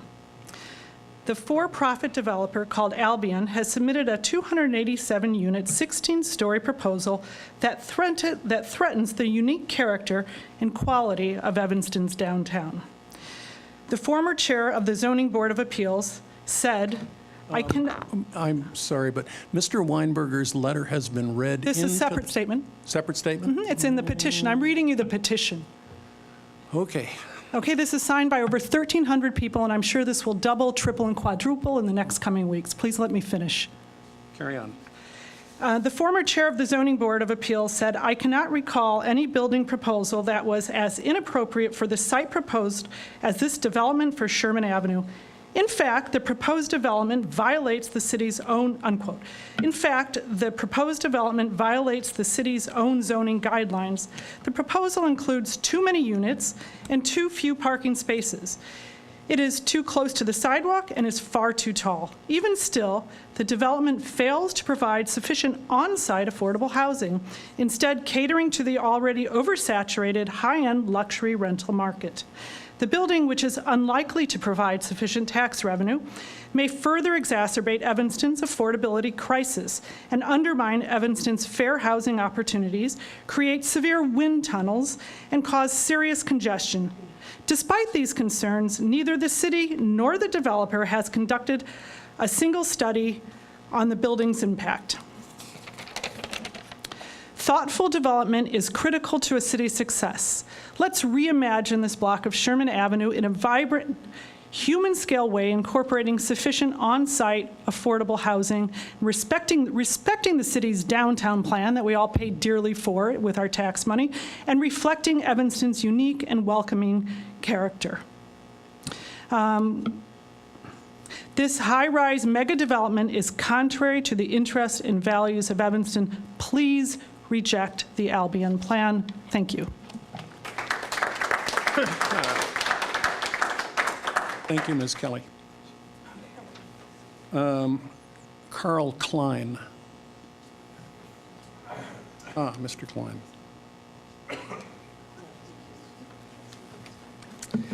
Good evening. Albion Residential is proposing a mega development which obliterates the zoning code, disregards LEED requirements, does not meet LEED Silver certification, provides no obvious public benefits, and does not meet the standards for a planned development. A local architect said in his letter to the Plan Commission, quote, "The proposal does not appear to be a credible actual building design, but rather an exploratory inquiry into the extent that Evanston is willing to disregard its zoning and planning criteria in support of a taxable change to the city. Allowing the proposed project is equivalent to rezoning the project from D4 to D3. The proposed project height, FAR, number of units, etc., is within allowance of the D3 zoning district with the exception of 0-foot ziggurat setback at Sherman Lake and a needed setback from the north property line for the tower section. The law suggests that you can't, in effect, rezone property without following the proper procedure for rezoning the property. City of Evanston City Code Section 6366 states that in order to get rezoning approved, the PUD, planned unit development, has to be under unitary control. This means that the PUD has to have one owner. While Albion has prospective land control for this proposed development per the disclosure of ownership interest in the Albion's planned development application, they are now not the sole owner of the proposed site. Records show Jacqueline J. Goldberg of Evanston currently owns the northern part of the property, and the southern end of the block is owned by Nevins Real Estate. Now on to LEED. Albion says that they can easily earn 4 points for building reuse, including maintenance, existing walls, floors, and roof, as well as interior non-structural elements. How is this possible if Albion plans on raising existing buildings on 4 of the 6 lots to the planned development that the planned development will be located on? It is fundamentally unsustainable to tear down a historic building and rebuild it with a, quote, green building, unquote. This is a subtraction of 4 points. Albion should not be able to come up with any points in the materials and resources section as they are not reusing any of the existing buildings. The required topographic survey provided does not have any references to subsurface conditions included including the toxic waste deposits that will have to be cleaned up on the site. This was actually casually stated by Mr. Yule at the DAPR meeting. An environmental impact study should be performed, and a very thorough plan should be provided by Albion on how it plans on cleaning up all of this toxic waste. No electrical vehicle charging stations are provided. Albion would need to install 2% of parking spaces with EV charging and designate the spots as such. This is a subtraction of a point. A local architect said that a north-south building with long east and west faces suffers the worst possible solar orientation. These long, flat glass and silver panel walls will be essentially huge mirrors in the full-on low-angle morning and afternoon sunlight, absorbing great heat and reflecting light as a blinding nuisance to neighbors. This building orientation is a particular lead deficit. Albion could earn 2 points if the roof garden and Pocket Park comprise at least 40% of the site area and utilize native and adaptive plants, provide habitat, and promote biodiversity. But after reviewing the plans, it appears that the roof garden and Pocket Park will cover a very minimal percentage of the site area. Also, the Pocket Park is predominantly hardscape. This is a subtraction of 2 points. If you visit the site in the rain, you will find torrents of rain running off onto Sherman Avenue. 30 seconds, The Mr. proposed Klein. Pocket Park is all hardscape with no permeability. Albion does not use permeable materials on their Pocket Park. So in Albion's LEED checklist, they state that they will earn 50 points, which barely makes the cutoff for LEED Silver, a requirement for PUD. My calculations show that Albion cannot earn more than at most 46 points, and the dearth of points denies them LEED certification. And so I will end with reminding you that Albion Residential is requesting 5 major variances, and the City of Evanston City Code Section 6359B states, quote, "The zoning ordinance prohibits the approval of a variation in combination with a planned development," unquote. Thank you.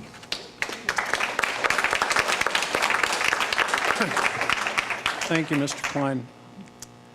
Meg Welsh.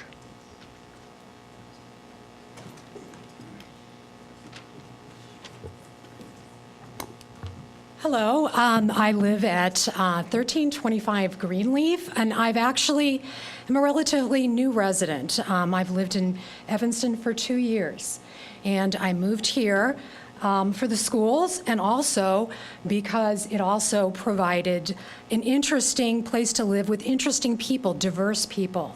I find it boring when everyone is just like me.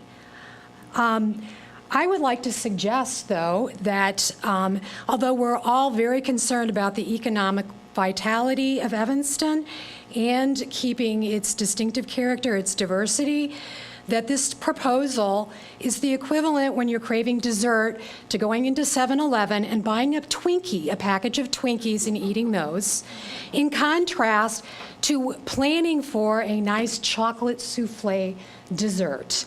And I would like to explain why. We need to think long term. And I would also like to respectfully disagree with the other advocates that are here for affordable housing. That is something that is very important to me. But even if the Albion development results in the full compliance with the as the affordable housing set aside is set up, that provides housing for 15 people. This is a drop in the bucket. There are a lot of people who want to live in Evanston and cannot afford to live there. Let's not be satisfied with crumbs. I am against this development in terms of affordable housing because it is going to continue the scarcity of moderate income housing that has been created by all these luxury developments. So I know people have had great experiences with their big high rises that they live in with all the luxury developments. How many more are we going to have? Of 370,000 multifamily rental units completed nationally, from 2012 to 2014 in 54 U.S. metropolitan areas, according to a real estate research firm, 82% were in the luxury category.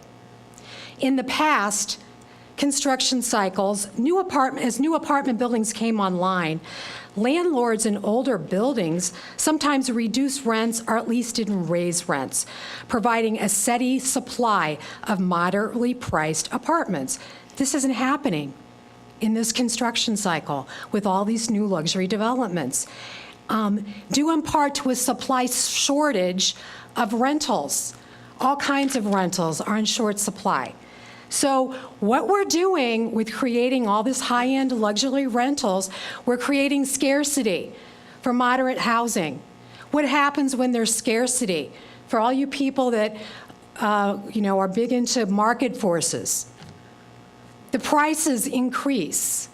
And I would also like to point out for anyone who would argue that, well, what we need to do to bring prices down is just keep building more and more luxury housing. No. Because even if we get saturated, build these units until we get saturated, they will not result eventually in lower rents for middle-income families because these units are too small for families. How many families live in 800 square feet? How many families, I mean, please, families are not ever going to live in these units. I'd also like to point out that even if we get 30 seconds, Ms. Walsh. 60% of the median income, set-asides, this is, of the median income of $70,000, that rent would be $1,050. For 61% of seniors, Social Security provides the majority of their cash income. For 30%, it provides 90% of their cash income. Most of these are women, and that would represent 40% of their income. Not all seniors have other income besides Social Security. There are a lot of us, this will be me. Wrap it up, Ms. Welch. So I encourage... Let's all come back.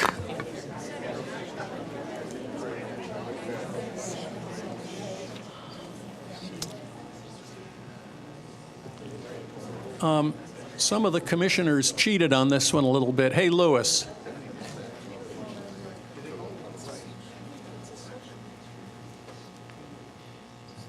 Oh. How can we do business if you guys can't? Yeah, I understand. Teresa White. Oh, wait, Teresa White, you signed in twice, didn't you? Not, no? Oh, I'm sorry. Forgive me. Teresa White.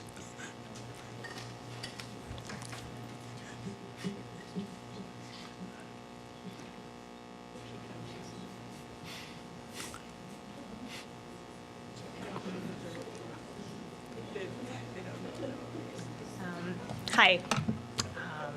I just prepared something very, very briefly. Excuse me. I didn't realize I'd be called next. My name is Teresa White, and my husband and I recently purchased a house in central Evanston, and we're going to be moving here in the winter. So why am I here? I grew up in Evanston. I was born and raised, and I have a profound commitment to Evanston and its character. We're moving from the neighborhood right out of Logan Square in Chicago, where we've lived for 15 years. At that time, we've seen an emergence of several of these micro luxury units that we've been talking about. One of the reasons I'm so excited to move back to Evanston is that I've always loved the character and charm and the local feel of the downtown area. So I was pretty discouraged to find out that what I was trying to leave was now coming here to Evanston. The building itself seems a little bit out of place for the area.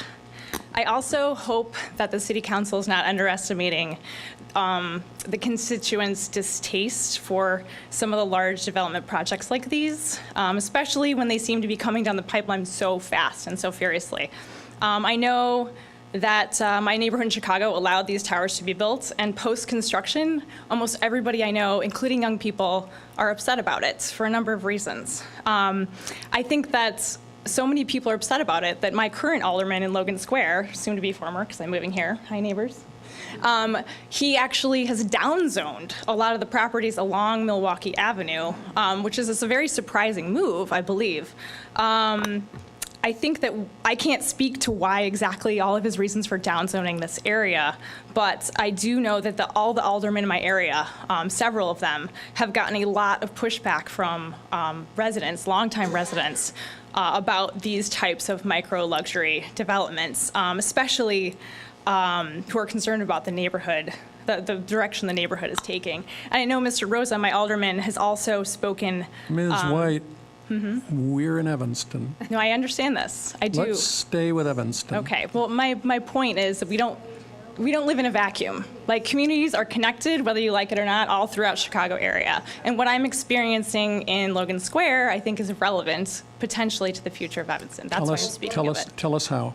Okay, well, like I said, I do believe that post-construction, the distaste that constituents have for these types of developments is significant.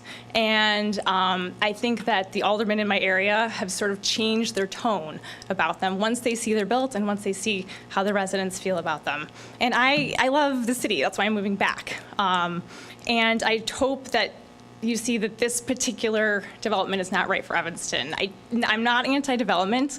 You can't stop the market. I totally understand that. But I would like to see this. I'm a young person. I'm raising my children here. They're going to high school. I don't want my kids to grow up and not be able to afford to live here. And I don't want them to look at this building and say, what were they thinking? I want this to be responsible, and I'd love for it to follow the plan. And that's why I drove all the way from Chicago to be here, because I will be here, and I will be here for the rest of my life, and this is very important to me. Thank you. Ed Carella.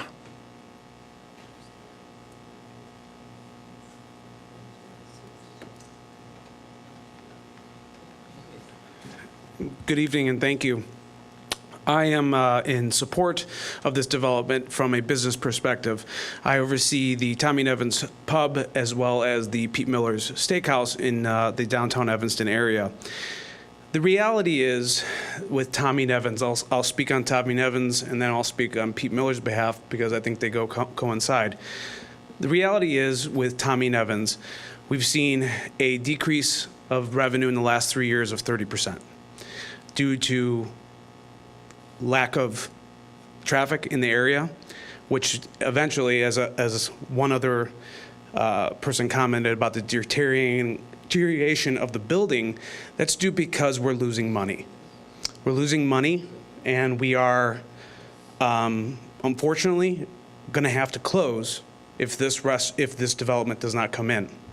That's the reality of it, and it's unfortunate, because I'd like to keep developing or keep that there, but it's not the case. With Pete Miller's, we've seen a decline as well. And that development will help our business. What's good for the community is good for business, and what's good for business is good for the community. And I strongly urge this committee to look at that as this is a partnership. This isn't just one-sided. We need both.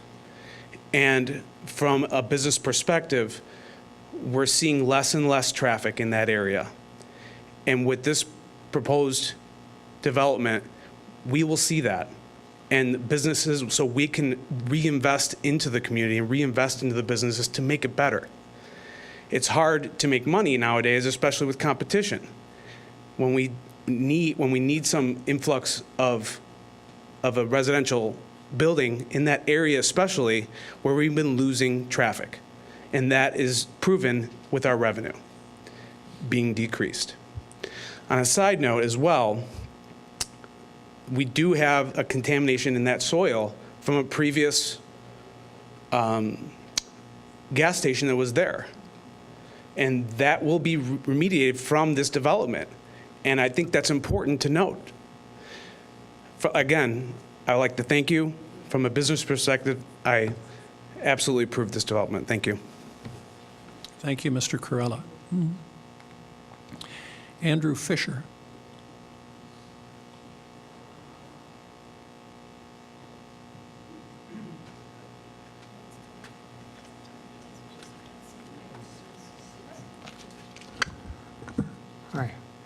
I'm Andrew Fisher. I've lived in Evanston over 45 years.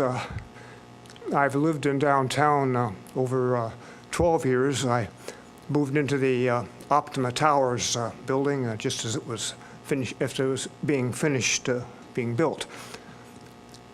One of the reasons I did move in there is I love views, and I got a unit at the very southwest corner, a one-bedroom. And before I purchased that unit, I did a careful angle measurement on an atlas map I had all the way down to the loop, and figured out I can see the Willis Tower from my unit. If they I'm on the 11th floor, but if they do build this development up to its proposed height, that would totally cut off that view. It would also totally cut off the view to a much greater extent on many of the offices in the Rotary building. Many of the points I've said here have been already made, so I'll just make a few I think are new. With all the much more greater increase on purchasing online using the internet, the commercial sidewalk space proposed in this building is very unlikely to be used. Some specific local examples are the recent closing of the Joseph A. Bank and Office Max in the Sherman Plaza building. That's B. And then C, the cleaners, and then the fashion shop in our Optima Towers building. And D, the Borders bookstore, and E, Radio Shack. A couple of restaurants are Dave's Italian Kitchen on Chicago and Cosi on Sherman and Clark. Then it will eliminate, at least during the construction of 2 years, Nevin's Restaurant and Pub, one of the better and more popular in Evanston, and Prairie Moon restaurants, both of which many we all enjoy. And I already mentioned about it blocking our view. Then with 1, our Optima Towers, 2, the Rotary Building, 3, Sherman Plaza, 4, all the offices above Chase Bank, 5, the Park Evanston 24 apartment building on Chicago Avenue, 6, the Evanston Place apartments on Chicago Avenue and Church kitty corner from Whole Foods, 7, the tall Optima Views condo building on Maple near the theater, and 7, the office building south of Church between the Metra and CTA train tracks, 8, the large LEED certified condo building east of Maple between Grove and Davis, and 9, the large condo building north of Clark and east of the L tracks where Quartec Copies is, and 10, Mr. Fisher, make your point. The large office building at 1800 Sherman, and finally 11, the large new apartment building they just are almost completing west of the Metro tracks and south of Davis. Certainly we do not need yet another to add to the already bad congestion and probability of injury or even death from accidents. Thank you. Thank you, sir. Greg Williams.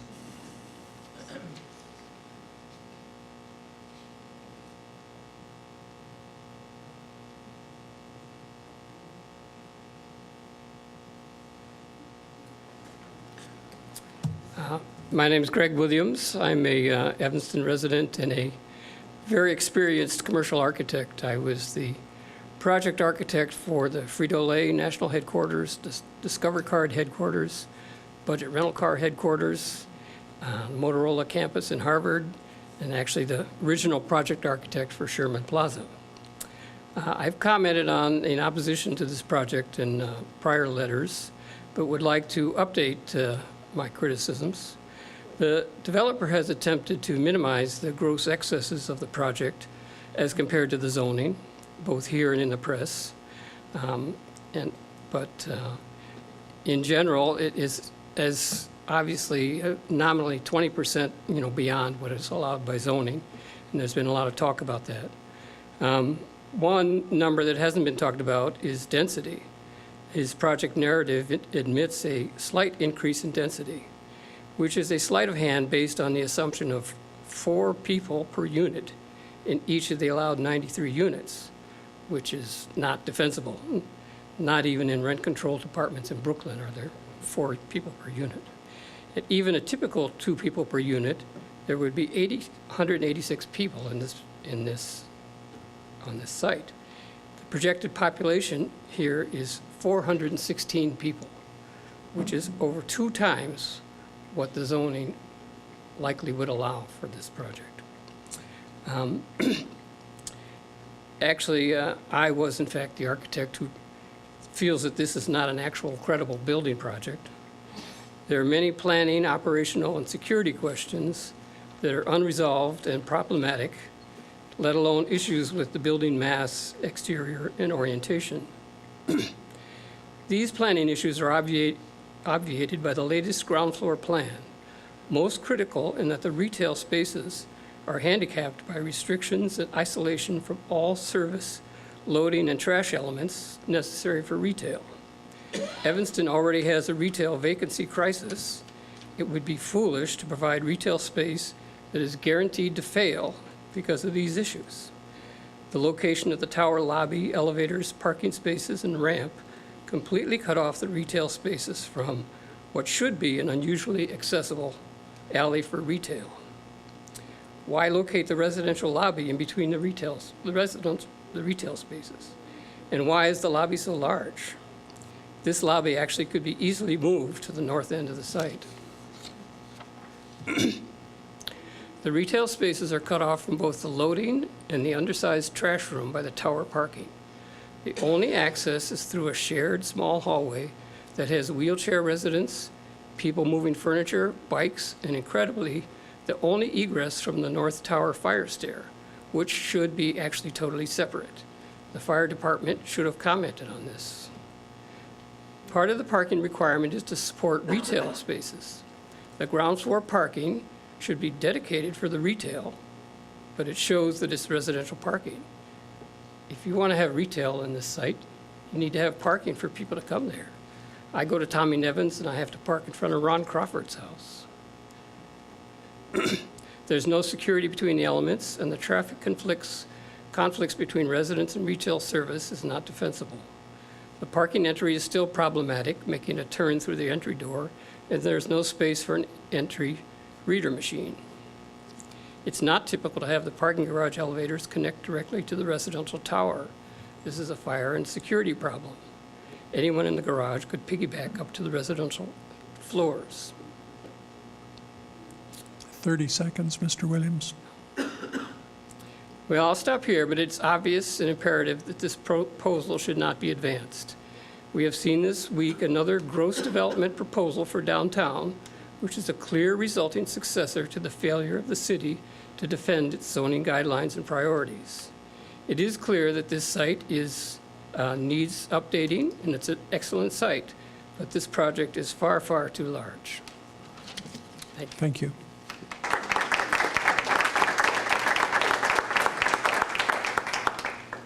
Lynn Ewing.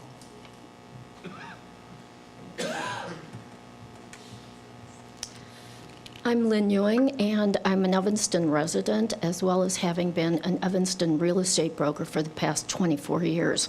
And as such, I want to address the issue of the parking in this building from a real estate broker's experience perspective. There are 286 units and 186 parking spaces. Even though they are saying that many people will not be having a car, that is assuming that at least 100 of these units will be occupied by people who have no cars and no anticipation of having a car. To say that they can rent parking at some of the other garages is also very unrealistic, verging, I think, quite on fantasy world, in that the nearest one would be Sherman Plaza, which would be a walkable 2.5 blocks minimum from this project's location. And from working with many different clients over the years, I'm going to tell you that's really unrealistic. They're not going to say, I'm going to rent this place here and I'll walk 2.5 blocks to parking, especially in the winter. It isn't going to happen. If there are 2 people in a unit, most likely at least half of those units will have 2 people with cars wanting 2 parking spaces in their building if they can be provided. That's going to be impossible with the percentage of units compared to the percentage of parking. So this is going to be a really big impact on the neighboring streets, residential areas to the west, potentially going east, which there's, pay parking already. So I think the parking is a serious issue in terms of impact on the neighborhood surrounding this project. Further, over these past 24 years, I have personally witnessed a huge difference in the types of economic levels of the people who can and cannot come into this community. When I first started in the business, people of all economic levels were coming here and were able to live here. And over the years, with the way that projects have gone and with the way the prices have gone up, we have limited the type of person who can afford to live here. The economic issue on it is really serious. Not that the people who are coming here and have money are bad. I'm not saying that. It's just that we need people of all sorts, and we're not getting people of all sorts because we are pricing them out of the market, not only in purchasing, but also in rental. And I urge the commission to say no to this project. Not that it's not a nice project, because it probably is, but for the impact on our community, I think it's a real problem. Thank you, Ms. Ewing.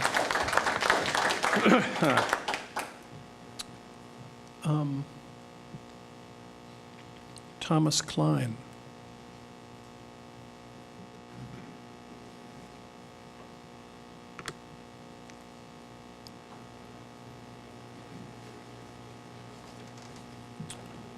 Hello, Chairman Ford and members. I would like you to take a look at this book. It dates from 2010. It's upgraded online. It's called the ASHRAE Green Guide, the Design, Construction, and Operation of Sustainable Buildings, 3rd edition. The Illinois Energy Conservation Code requires design and construction professionals to follow the latest published ASHRAE Standard 901. Capital Development Board states that the Illinois Energy Conservation Code requires design and construction professionals to follow the latest published edition of the International Energy Conservation Code, IECC, and the American Society of Heating, Refrigerating, and Air Conditioning Engineers, Standard 90.1. Energy standard for buildings except low-rise residential buildings, including amendments adopted by the Capital Development Board. If you go online, if you read the hard copies, you will see that the Albion residential development does not meet LEED standards and does not follow the progressive trend in the engineering profession that's operating in the state of Illinois today. This is a technical research assignment you're being given. Please honor it and perform your duties. But more damning is the fact that a decade and a half after the Department of Justice brought a case against a 283-unit Evanston development for failing to design so that the disabled could live in the massive structure that was imposed on Evanston. The settlement was to last for 5 years. The Justice Department hoped that the Park Evanston, or Park Avenue, it gets both names, would honor the settlement and would design so that the disabled who come as do minorities under the 68 Fair Housing Act as amended by 1988 and pursuant to the 2015 United States Supreme Court decision on disparate Mr. impact. Klein, make your point with respect to the project that we are considering tonight. The project, Chairman Ford, is not designed so that the disabled can live in it. Tonight, we were told it's 286 units, 3 more than the 283 units that the Justice Department, because of a citizens group, investigated and discovered that the disabled could not use it. These are micro units. Go on Co-Urbanize, look at the developer's plans. You will see that there are concrete posts in the middle. No wheelchair has access to turn around to even enter portions of these rooms.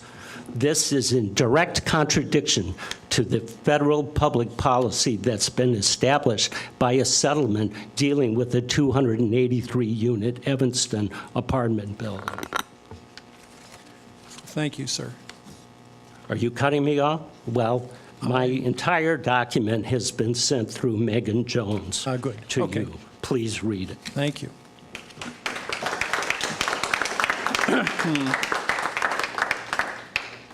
Neda Nozari, I hope I got that right. Very close. Well, which part did I miss? My first name's Neda. You're Neda. very close. Thank you. Well, thank you all, and I know it's late, so I'm going to try and keep it very brief. I second what the gentleman just said as far as the design and construction requirements, which I'm sure the developer, I hope, will take into account after this evening. I work with Open Communities. We're a housing justice organization. I'm a fair housing attorney. I'm the director of fair housing there. We are members of Joining Forces as well, so I do stand with them. Just briefly, all I wanted to say was the city of Evanston does have an obligation, as do any of its agents, which includes all the various commissions, to ensure that affordable housing gets developed in a way that affirmatively furthers fair housing. I know people talked about affordable housing a lot, but I just wanted to take a moment to say what that means. That means taking meaningful actions in addition to combating discrimination that overcome patterns of segregation and foster inclusive communities free from barriers that restrict access to opportunity based on protected characteristics. I won't go on to the long, extended definition here, but what that is saying essentially is that currently the sites that we have as far as that provide affordable housing in Evanston, and by the way, I am an Evanston resident as well, they oftentimes will be contributing to the existing segregation. Obviously, we know that housing segregation is not an accident, but that it's something that's happened deliberately over time, and that we have an opportunity at every juncture like this to further integration as opposed to the segregation that's existed. So a lack of affordable housing has a disproportionate impact on members of protected classes. There are statistics, of course, out there that say that a lot of the people that live in affordable housing are members of protected classes, particularly people of color, people with disabilities, and families with children. So with that being said, with the current plan as it stands to have 2 units that are studios, right off the bat, you are having an impact on families, right? Because a studio apartment is for 1 person, maximum maybe 2, although these, as we know, are small units. So again, we encourage also the commission that if you do approve this development, not telling you not to. If you do approve it, we ask that you do ensure that affordable housing is really at the forefront of the discussion here, and that some negotiation is made on that front. One more thing, if I do have time. Just one moment, an interesting thing was brought to my attention, an interesting proposal from some other members in the community saying that since there is a 16-unit affordable housing project being developed on Dempster on the west side of Evanston, one idea was, well, wouldn't it be in the interest of equity to have 16 units then on the east side, and this would be an opportunity to provide that. So, thank you. Thank you. Bob Best.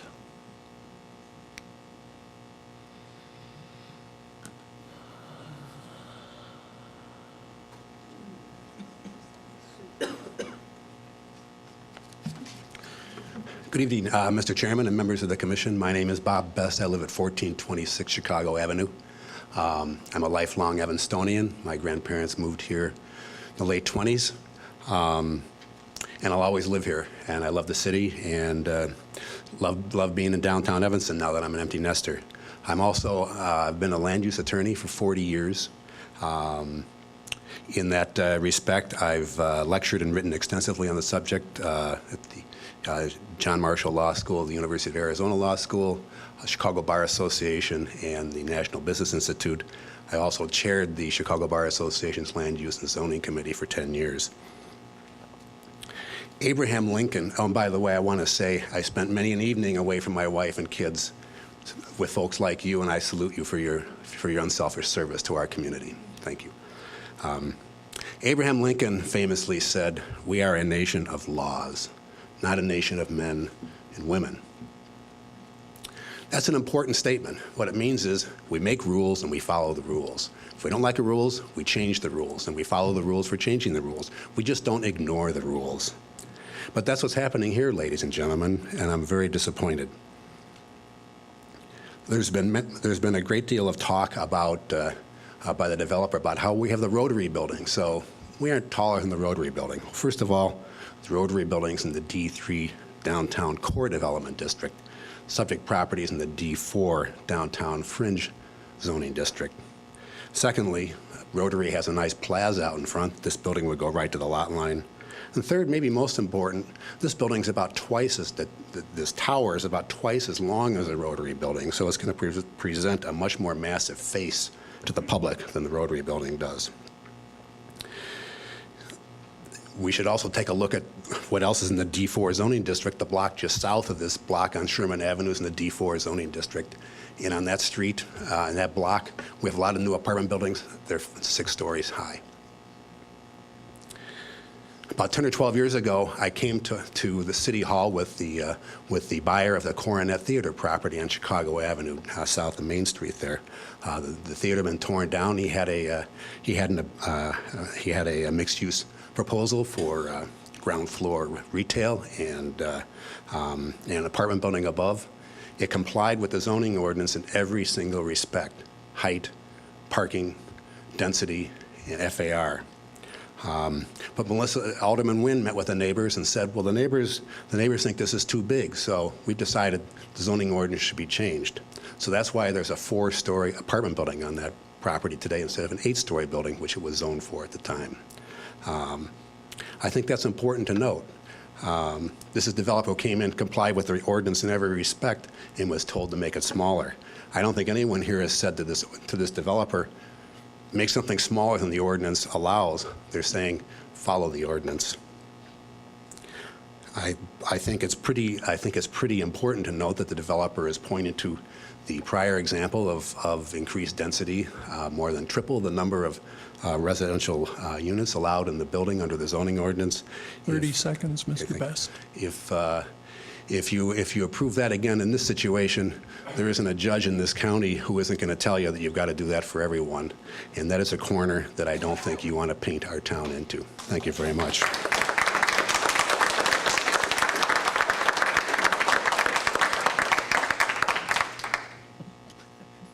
The one round of applause just wasn't enough, was it? It's all right. Carol Nielsen. Did I get that right? Has she left? Max Overknoll? All right, thank you. Thank you, sir. Peter Gann.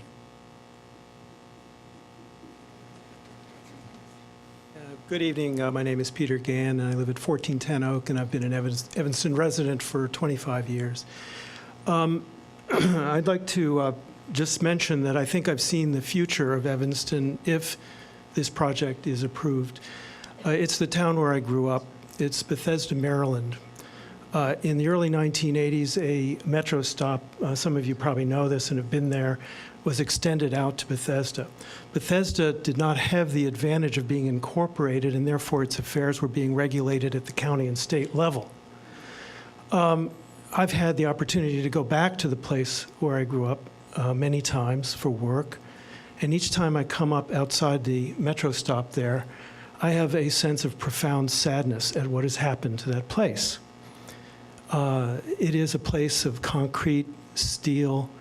People are strangers to each other on the street. There is willy-nilly development. And it is a soulless place. It's also a place that's very homogeneous. There is no diversity in the people there. And just last May, the New York Times had an article in which they said Bethesda is getting ready to remake itself. And what they mean by that is that the next step will be 300-foot tall towers. There will be an increase in the price of condos that already have reached $1 million per unit. So don't say that it can't happen here. It has happened elsewhere, and it can happen here. And I urge you, please, you are the first line of defense against this happening. We need more diversity in Evanston. We need affordability. That's the kind of community that people here want. Make more Evanstons. Don't ruin this one.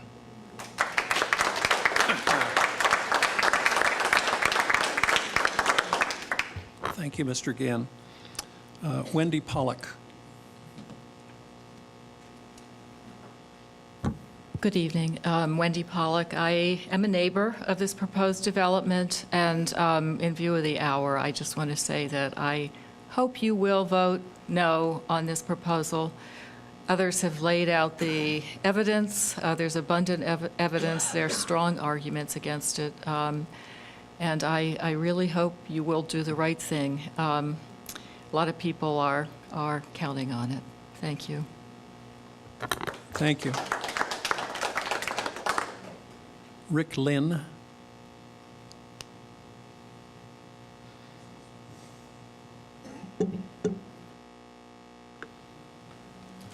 Commission members, thank you for this opportunity to say a few words. I was raised in Evanston. I attended Oakton Grammar School, went to Chute Junior High School. I was in the first class that went from 6th to 8th grade, and I graduated from one of the finest high schools in the country, ETHS. While growing up in Evanston, we frequently went downtown where we would take the number 2 Ridge bus, or we would ride our bikes, or sometimes we would walk.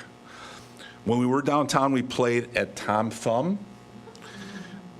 Many of you remember that. We bought our bell bottoms at Sealig's, and we would bought our gift at Kaler's. Kaler's is a luggage store that was founded in Evanston in 1920. Throughout the decade, Kaler's was started from a very small store just down the street from the Albion Project to become an industry leader. Today, after 95 years and 4 generations, they are still in several locations throughout the Chicago metropolitan area. They're in Highland Park, Winnetka, Lincoln Park, and Oak Brook.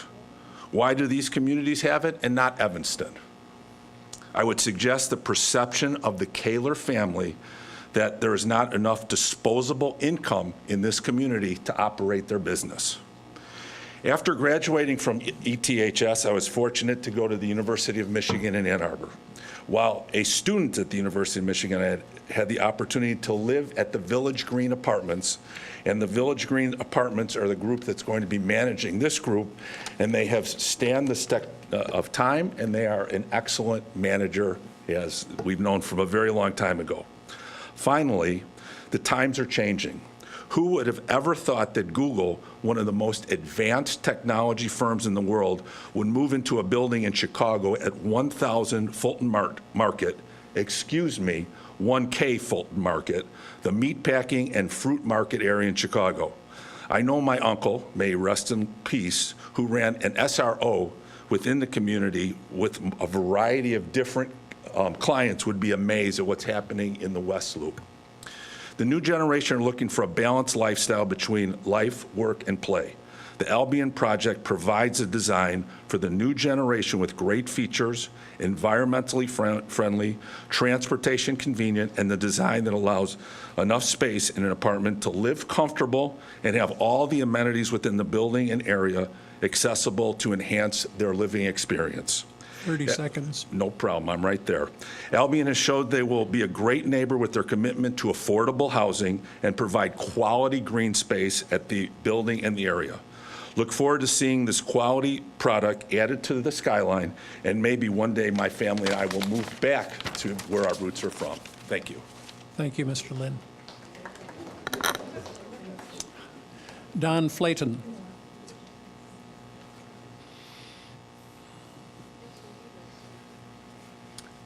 Good evening. My name is Don Flayton, and I am a homeowner in Evanston.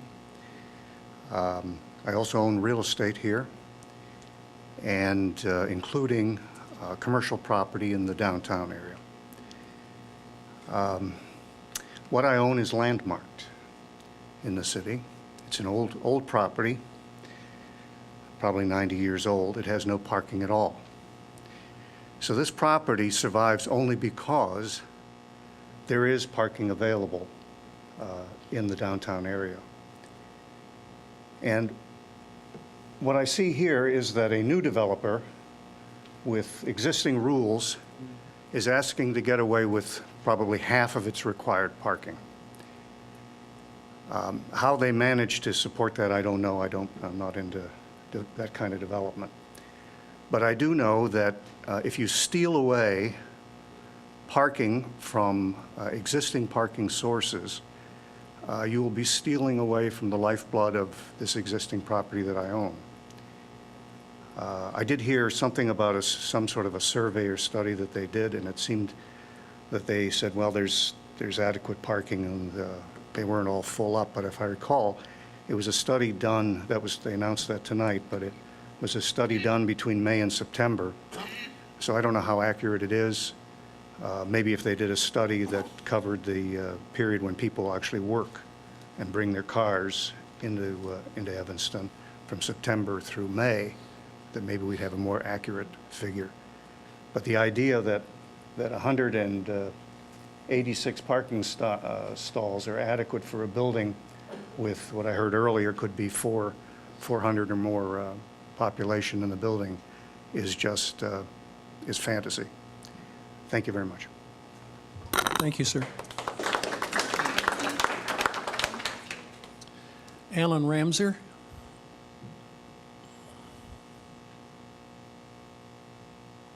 No. Aha. That completes the list of people that I have who signed in wishing to speak. I will ask, I'm going to ask, though, is there anyone here who came in after we picked up the sign-up sheet who wishes to speak? Come on up.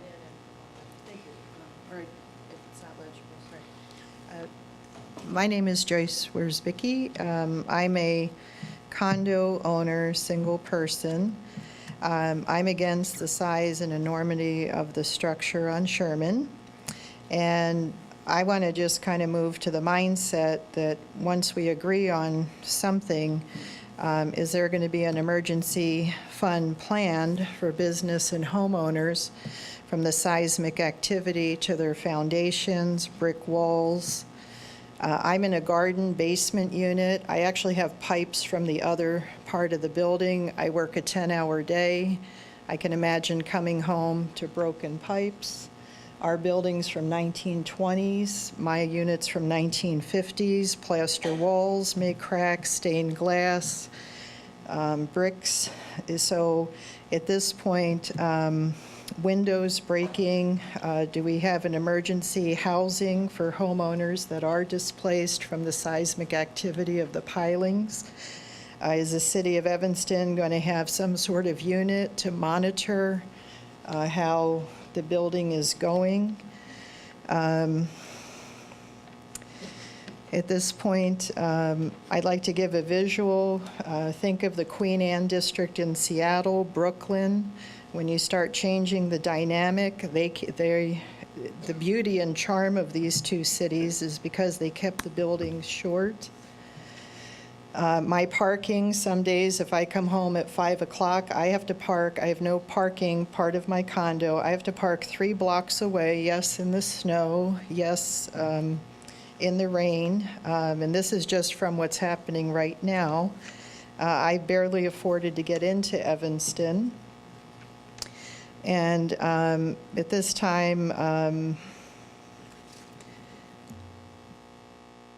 again, people bought their homes based on this 2009 plan. Homeowners do their research, and people also too in these high-rise buildings, their views may get blocked.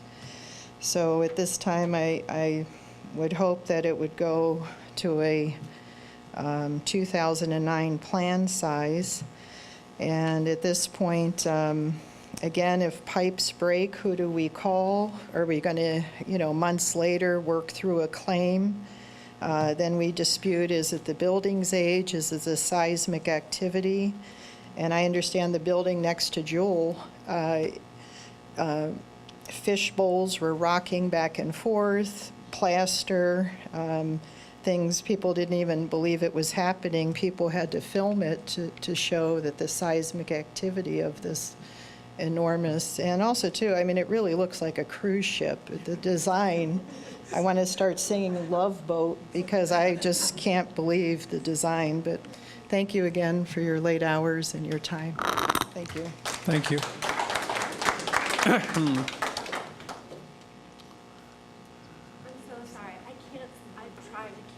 Come on.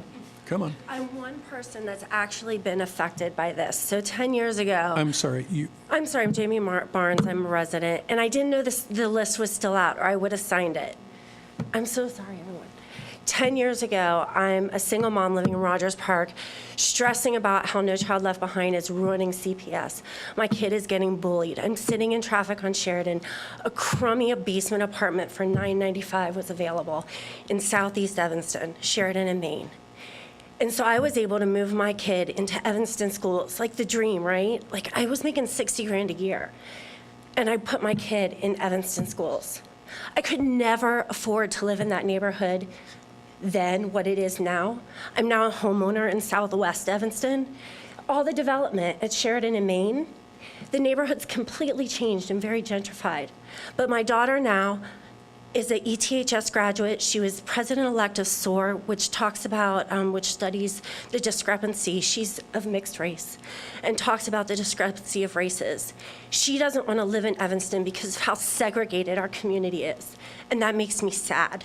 And so as all of these micro luxury units are coming in, I just feel like enough. I'm a direct example of what Evanston can do if we pay attention to these things. Thank you, Ms. Barnes. All right. Ms. Pugh, Mr. Ewell, you have a lot to respond to, I know. But if you would like either to respond to any particular comments that have been made, we'll give you some time for that, and then whatever closing statements you want to make. Two minutes? Oh, yeah, take at least 2. Take 5. I don't want to particularly address any of the comments. I guess if I were to just it will be a LEED certified building. Silver, we are trying to strive to get to gold. We're working very hard at that. The building will have accessibility that is part of building code. We're working very hard to make sure that those units are in compliance, and we will be. At this stage in the game, we haven't even got to a full set of drawings yet for the interiors. But, I think I want to thank you guys for this opportunity. This is what's important. Both sides tonight showed up, and it shows the fabric of this community, and it shows our commitment of why we want to be here. This is a passionate community. It's a community who cares a lot, and it means a lot to us as a developer who's a long-term holder of real estate to enter a community where everyone has such strong opinions for that community. That's welcoming to current residents who are looking to downsize, empty nesters, and it's also encouraging to new residents who are trying to get into the community.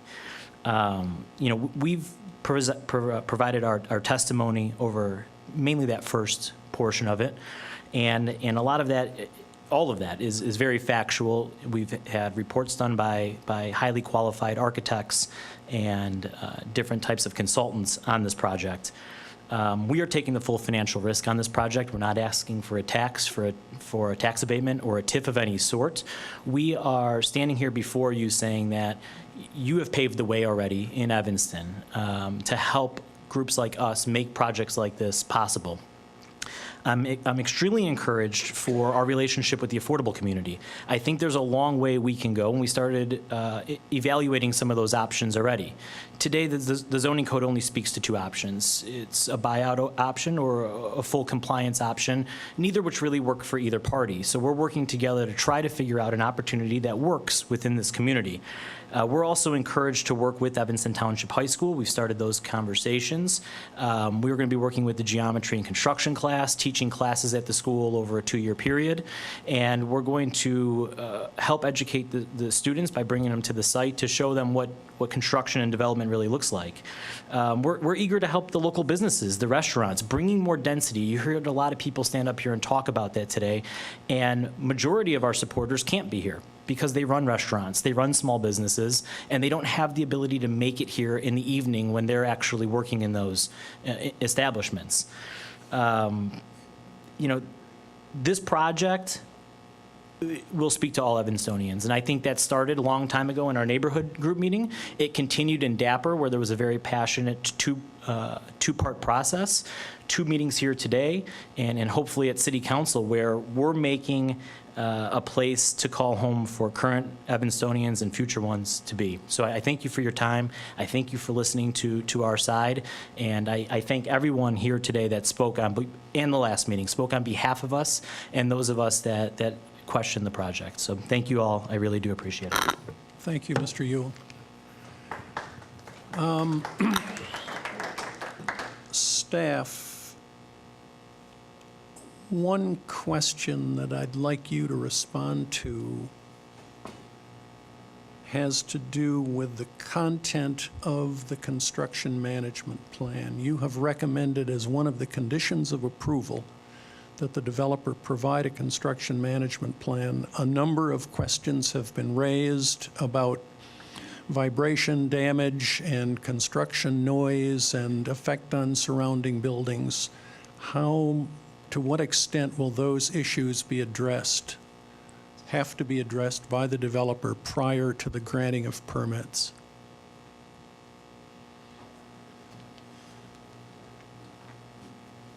Thank you, Mr. Chairman. So you're correct. So we're recommending that a construction management plan would be required. This is typical of plan development proposals. Those would basically go into the details of the construction, kind of how trucks would access the site, where parking would be, where curb cuts would access the site. Seismic monitoring is typically part of that as well.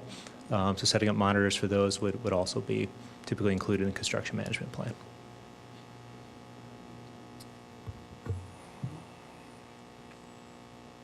Okay, thank you.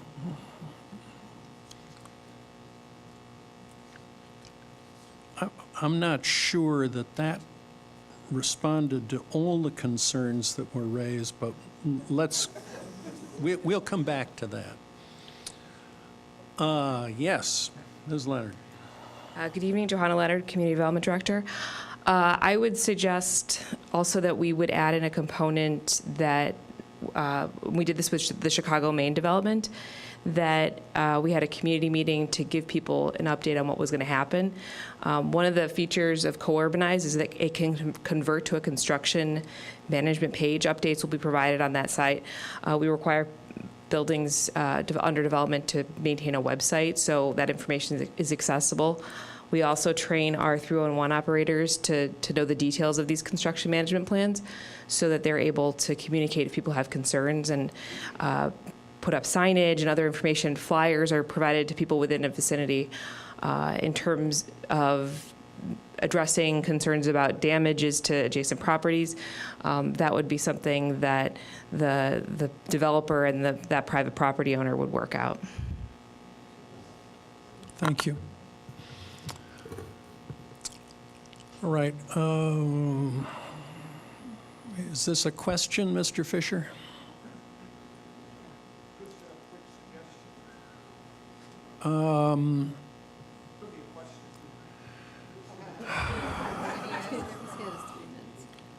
Mr. Fisher, you've had your 3 minutes. Okay, 30 seconds.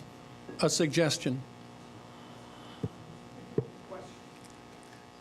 You're all going to hate me in the morning, I know this. The commissioners are going to hate me in the morning. Is there any chance the developer could negotiate with you and some of us? I'm not 100% against it, but if they're willing to comply, like that Abraham Lincoln guy said, within the zoning and maybe reduce the size of this down to maybe 8 floors, is there any possibility of that? Thank you. That's a fair question. All right, with this, I am going to close the public record.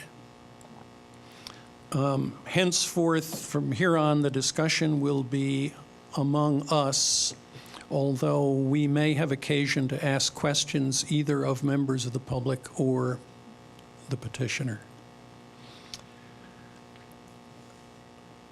We need to, I think, do this in 3 steps or 4 steps. I want some general discussion up here among the commissioners as to their response to the project and response to what they've heard this evening.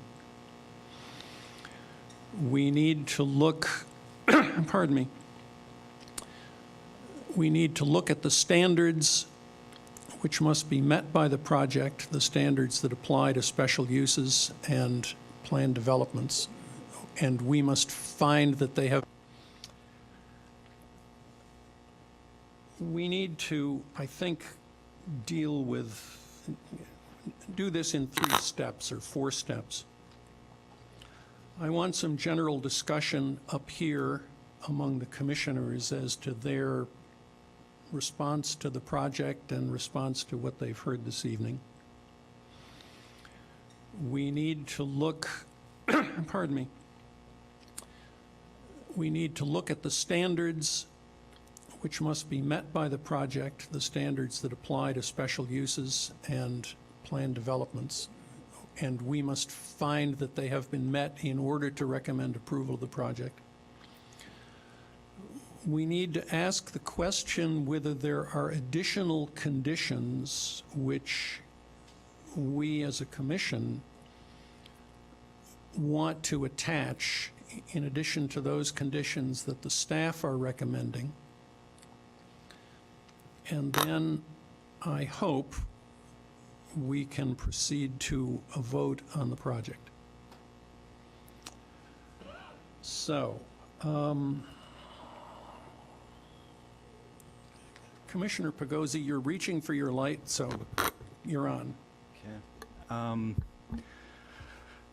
I'm a little bit uncomfortable with all of the massive materials that we received the previous month.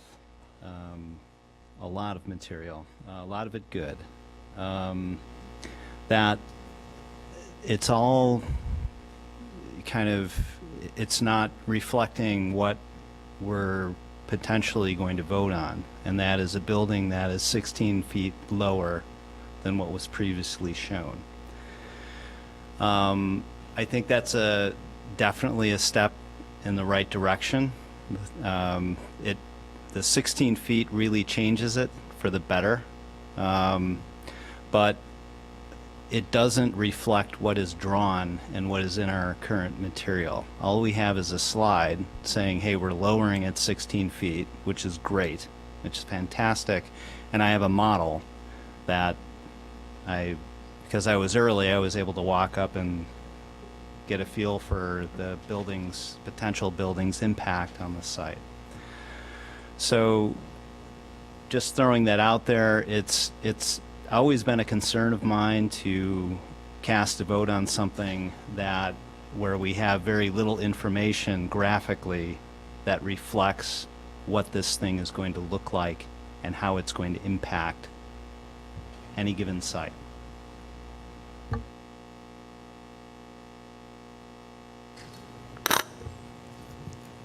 Okay.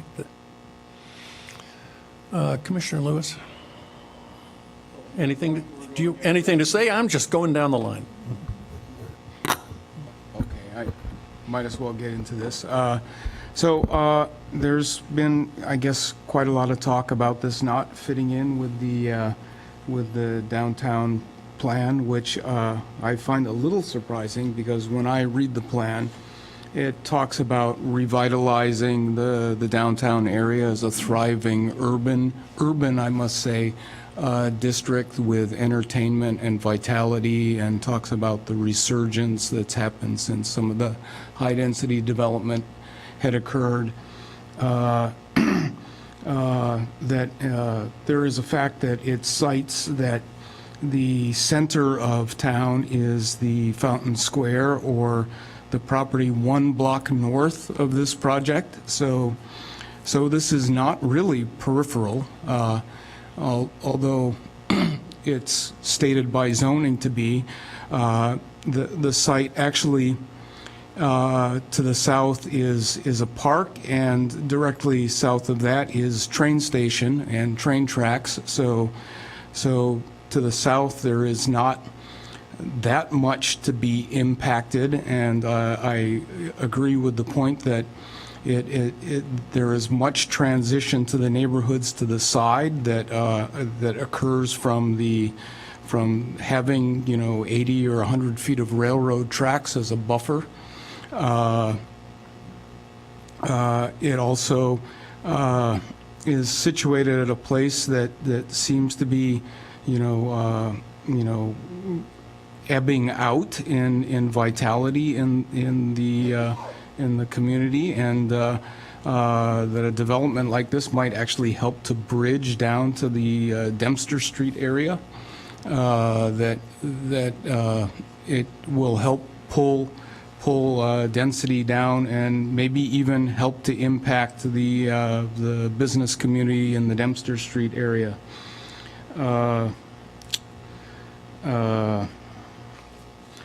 I think I do have a big concern with with this trend of all developments not providing affordable housing. It's a disturbing trend, and it is one of the reasons, or if not the primary reason, that I live in Evanston, is the diversity of the community. But that is not, that is a problem with the way I believe the way the law is written, and needs to be addressed not only for downtown developments, but for developments in R1, R2, every single zoning district.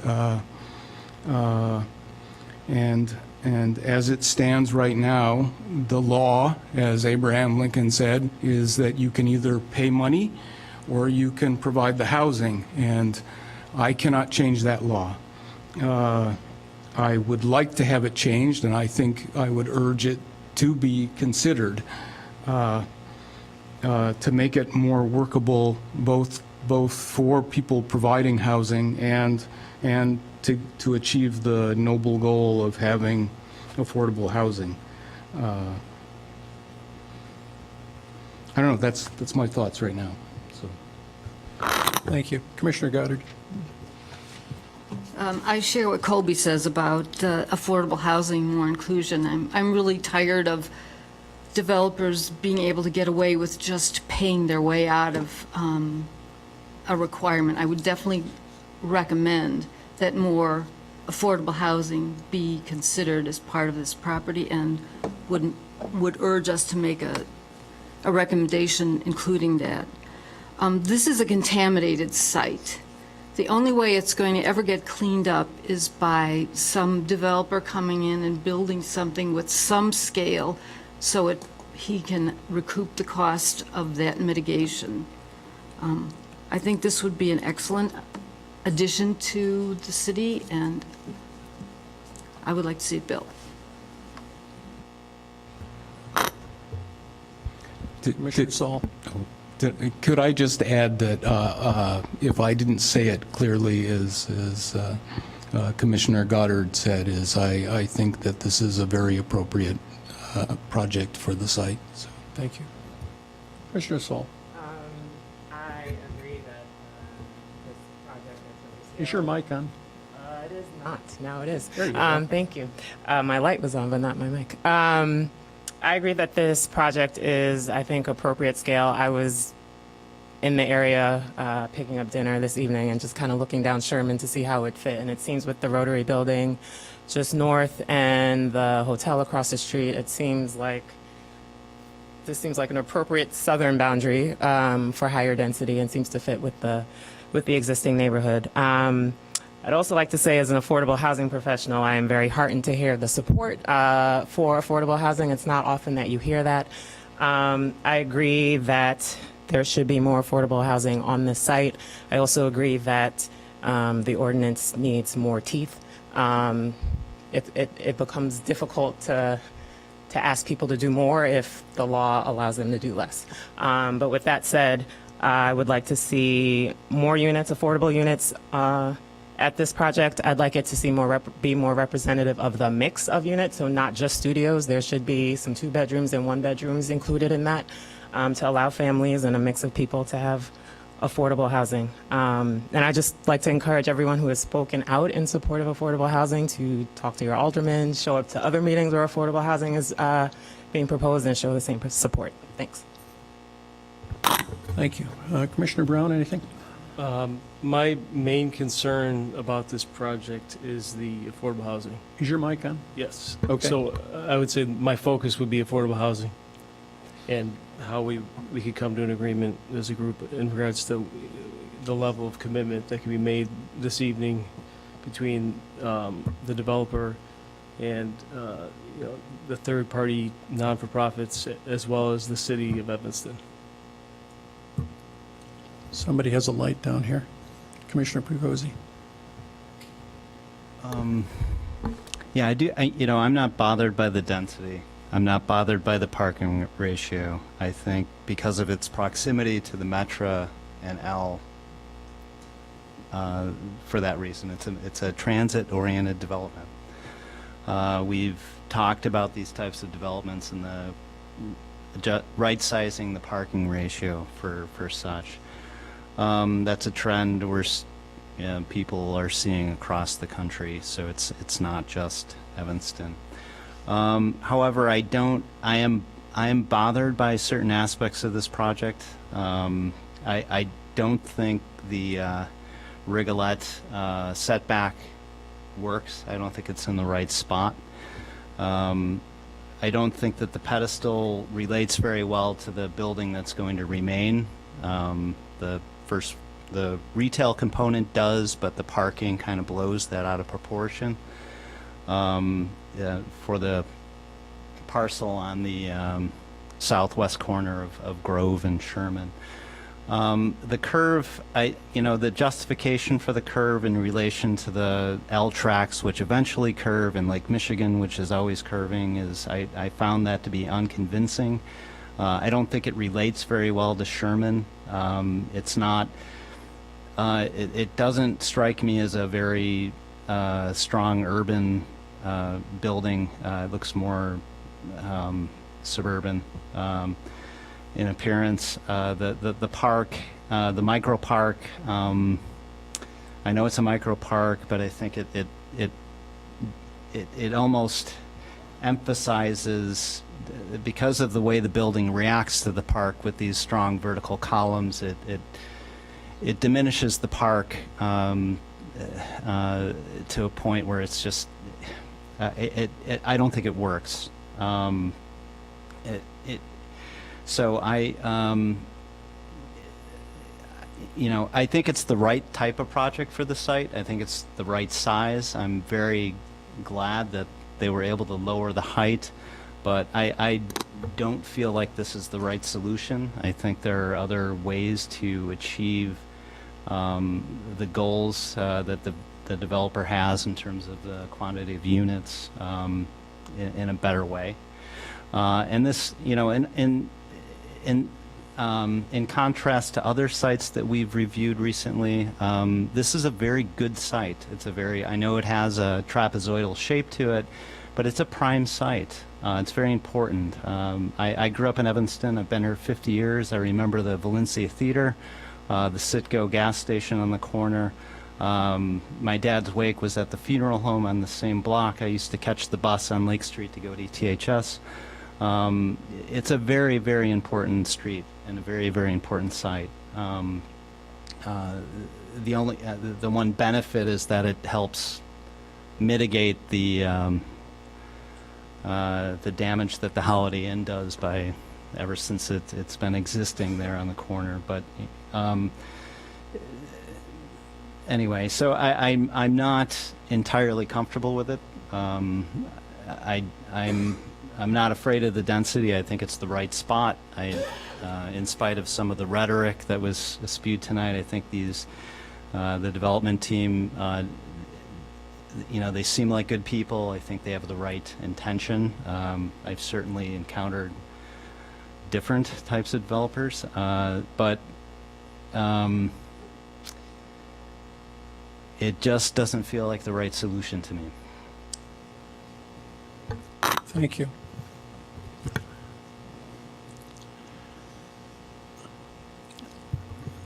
I'm uneasy with the relationship of the development to the downtown plan.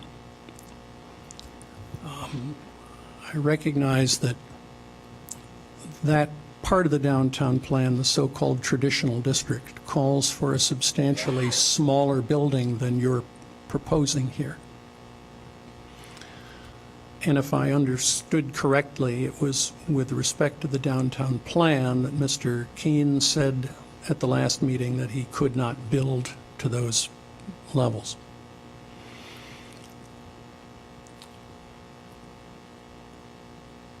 It's principally, I think, so that the density in that portion of the downtown troubles me a little bit.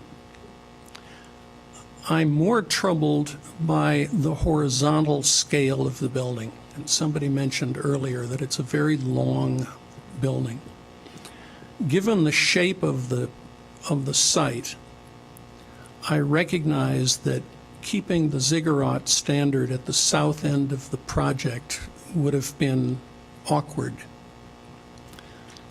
The problem is, and I think the ziggurat at the north end, I think, succeeds in letting the low brick building, in maintaining some continuity with the buildings to the north and the buildings across the street. The problem is that when you get to the south end of the building and you lose the ziggurat, right there where you ought to be doing the transition into the surrounding neighborhood, you've got a sheer face. And you don't get the effect of, you don't get the step back that I think would benefit the building.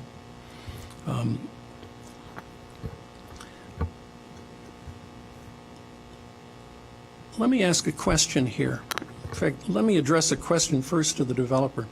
With respect to affordable housing,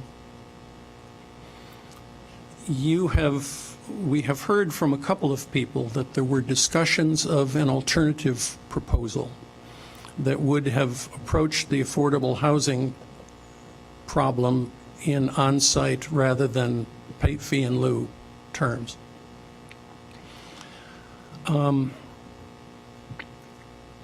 Is that a discussion that has begun, or is it a discussion that you've said you'd be willing to engage in?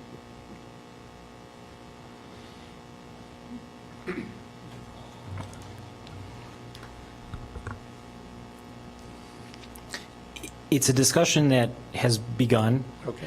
And it's a discussion where we have offered the ability of a mix of studios, 1 bedrooms and 2 bedrooms, between 60% AMI of Chicago and 80% AMI in Chicago, which for one occupant is $34,000 a year and $44,000 a year. We believe that we could bring 15 of those units to the property at the current.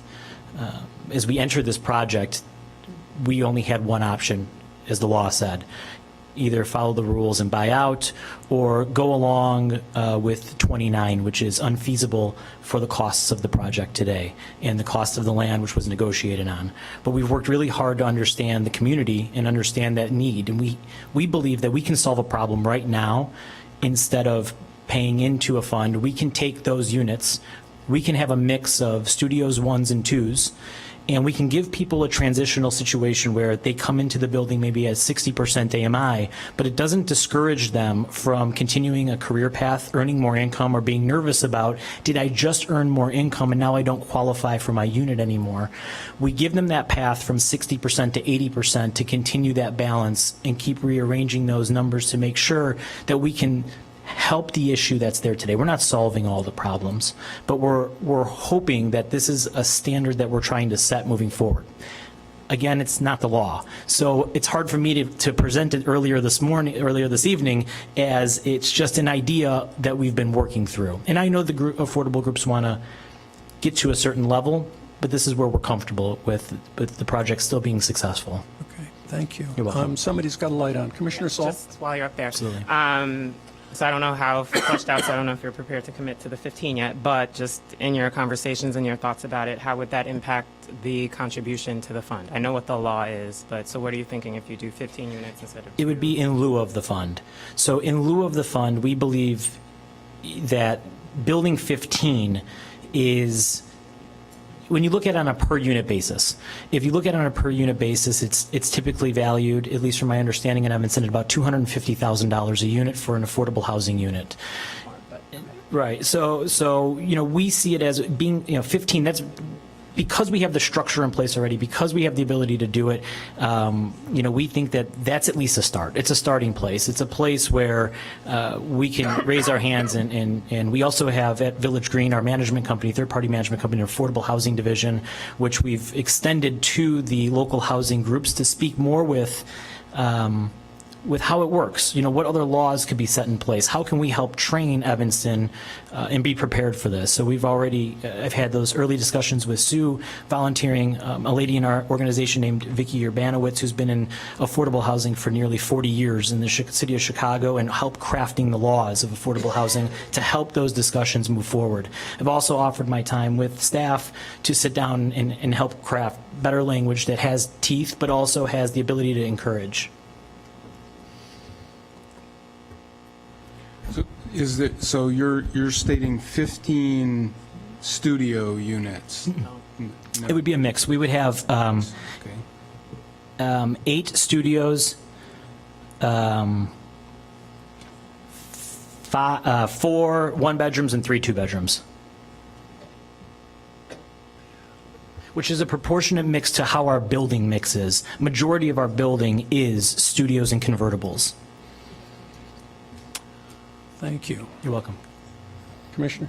Have you had any dialogue with the city and where the city may help you provide the affordable housing with their trust money, or is that? No, it's hard to approach because I don't want to. I obviously can't speak to city council members, and having the idea was just what we've been talking about with affordable housing groups of what we can do. I'm not sure what has been spoken for of the fund that exists today or the plans of the fund today. I just know that with our contribution, we know holding that, we know what we can build with that money today within and quickly bring on new units into the community.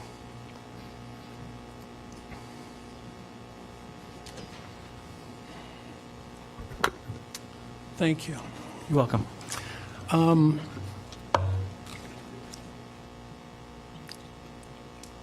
Several people up here have voiced a concern with affordable housing as their number one concern.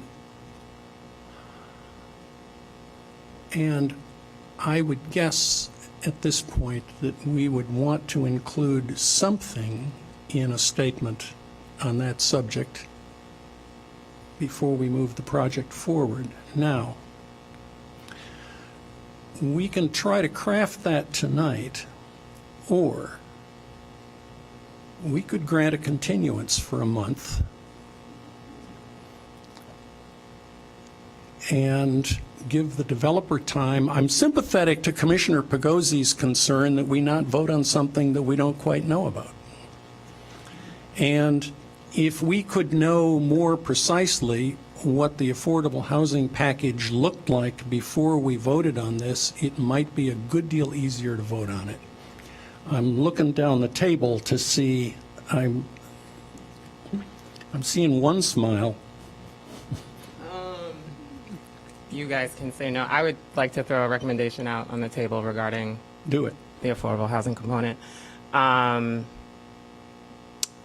I would propose the 15 units as a minimum mentioned tonight, representing a mix of the building overall in terms of unit distribution and unit size.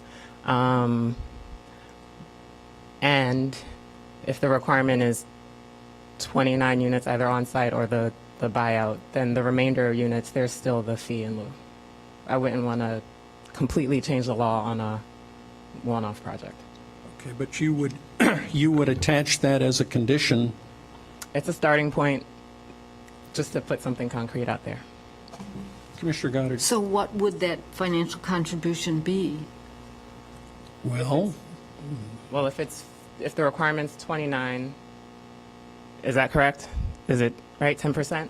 And if there were 15 units on site, doing math, 14 would not be built at 100,000 per unit. Is that right? You said 14,250.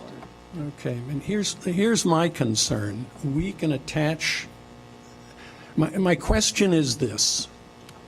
Do we want to hold on to this one step farther until that kind of detail gets worked out a little bit better, or are we willing to set some general guidelines and send it to council with those guidelines attached to the project? So it's a question of do we attach conditions tonight and vote it, or do we hold on to it and leave time to negotiate those conditions? I would recommend that we try to craft some sort of general recommendation outlining our concerns with the affordable housing element and our preference for what would be included in the recommendation that we send, rather than delaying it for yet another month. I don't think we need another month. That would be my thoughts. I agree.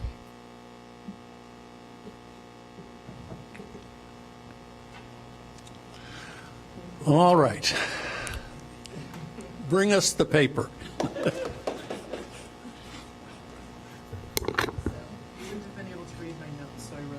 Bless your heart.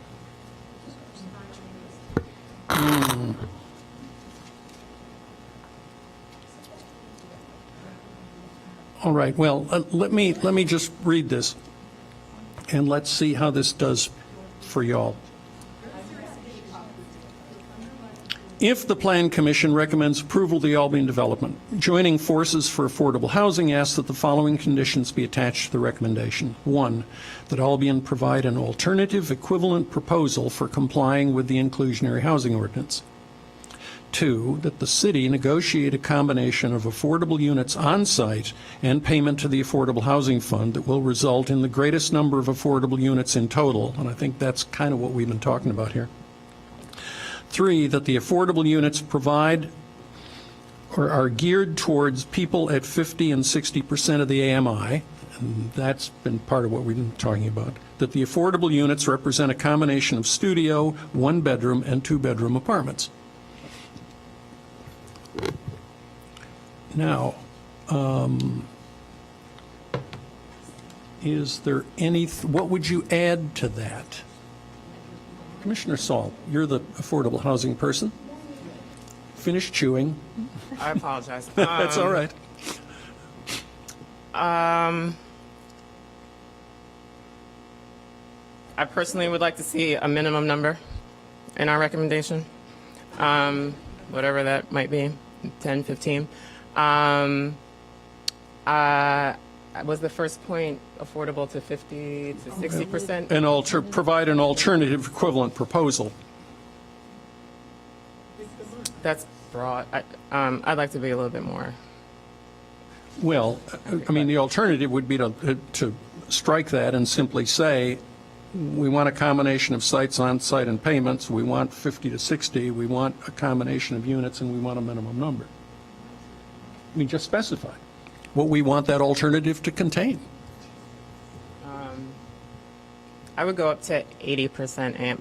This is me personally. 50 to 80% AMI. 50 to 80? Mm-hmm.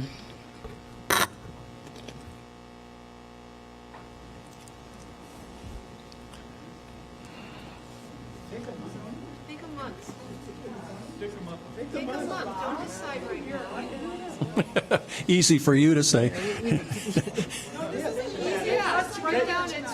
I'm sorry. Yes, that was an inappropriate response. I agree. I have a question. If we did decide to continue it, would the only point of discussion in the next session be the affordable component, or is it we would discuss the whole proposal? I guess it's more for city staff and how that works. I think we could specify, if we chose to continue, that we were continuing for the sole purpose of addressing the affordable housing component, and that no other portion of the project would be up for public discussion at that time. Public discussion on the rest of the project has been completed. Okay? In terms of discussion in front of the commission, the public record's been closed, folks, unless a substantially different project came to us under a continuance. We would not reopen that. I don't hear, though, I'm not hearing any strong voices in favor of doing a continuance. Would you rather get this done? I'd rather continue. I'd rather have a fixed number that's workable and reasonable, instead of some vague guidelines that goes on and is determined without our input. Okay, so that, I mean, you want a proposal from you want something from the petitioner?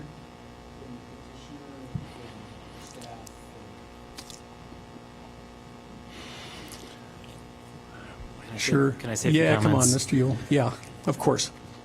And I don't mean to be disrespectful by any means, so please don't take it that way. So we worked this through in several different schedules of what was feasible for us to be able to do. Is we started having conversations with the affordable housing community, and we weighed 20 different options, all the different options that we could be able to provide the maximum amount of units possible on the site based on the current criteria and the current law that's in place today, too, of moving forward with satisfying just a typical buyout required by law. Now, I understand that we're working through a different mechanism at the moment. I completely understand that. But I am up against the contract as well with a very elderly seller, and the contract is set to expire. And I know that has no bearing necessarily on you, but I don't want to fall out of contract for something where we know what we can provide. We are saying today we can provide 15 units of a mix between 60 and 80% AMI, and we can provide those immediately moving forward, and we know we're very comfortable with that scenario and very comfortable managing those. Those are a mixture of all units in the building. They're not specifically selected units by us. They're randomly thrown a dart at the board. But we know that project still works for us with the current density we're requiring or requesting today, and with the cost of the land that we have today. That is what we do know, we are sure of. And I'm not trying to put you in a position by any means. So that's why I say I don't mean that. No, that's fair. So that means... In lieu of the fee, correct, right. So totally in lieu of fee, no cash contribution. Totally in lieu of fee. That's correct. Yeah, I mean, when you look at the math, I mean, those come out to be, sub $220,000 per unit, to build, which is which you'll see, I know a proposal came before the commission for building an affordable housing project that, those costs were well in excess of those numbers. So we know that we can fit those within our building project at that cost at the moment. Thank you. You're welcome. Don't go away. There may be more questions. No, I mean, No. you don't have to stand up, Okay. but just don't leave Just the call me. room. There may be more questions. Thank you. Yeah. Commissioner Saul. Just as a recommending body to the council, I don't feel comfortable making a recommendation that is in clear violation of an ordinance that has recently passed. So I don't know how we could, I understand what you're saying in your financials. I don't feel comfortable making a recommendation that is clearly against the ordinance. I would be comfortable saying, kind of like I said before, some number as a minimum, but whatever it is adheres to the ordinance on the books.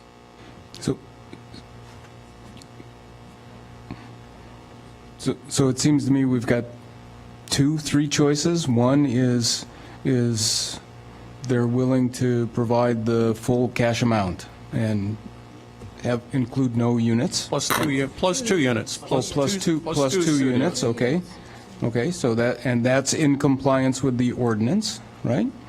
Or we can accept a mix that is 15 units, or we can provide make some mandate that they can either accept or not for some specific cash contribution in addition to. Or we can recommend that they provide 15 plus the cash equivalent. Well, Commissioner Saul, is it your interpretation of the ordinance that the 15-unit proposal would be a violation? Staff? Yeah, I'm gonna- Joanne? What? Oh, and you've got the law with you. Good. I got the law and I got a Okay. lawyer. So Henry and I have been making eye contact, and I think we had a full conversation about what we were about to talk about.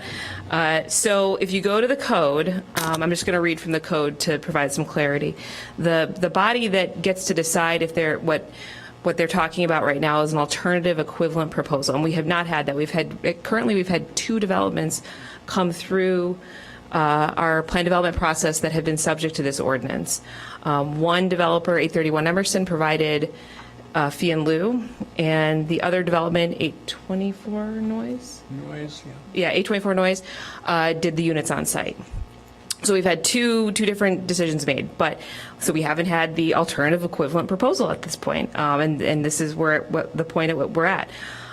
So I'm not going to read the whole thing, but such proposals for alternatives shall be considered on a case-by-case basis by the City Council and may be approved at the City Council's sole discretion. If City Council determines that such an alternative will increase affordable housing options in the city to an equal or greater extent than compliance with the express requirements of this chapter. Goes on to say reduction of requirements, so on and so forth. If the applicant presents clear and convincing financial evidence to the City Council that full compliance with Section 4, payment in lieu as per, sorry, I'm skipping ahead. If such a request is requested, a detailed explanation shall be provided which demonstrates the financial infeasibility of full compliance with the requirements of this chapter. So in staff's opinion, we would want to see exactly if they're representing that they can't provide the 15 units and then the fee in lieu, we would want to work. We have on my team, I have a staff that deals directly with this ordinance and can do a very good scrubbing to review to make sure that there is demonstrated inability to demonstrate that there's not enough cash flow from the units if all were affordable, or that they don't have the ability to demonstrate that they can pay the fee in lieu at 1.9. So we can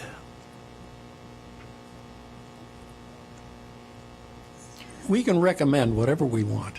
That's correct. You can make a recommendation, but it's City Council's. And the council is the final determiner on this. So we could make a recommendation that Albion provide an alternative equivalent proposal and that its features be number of units, AMI, and it would be up to then Albion and the council to consider whether that met the terms of the ordinance or not. Yes?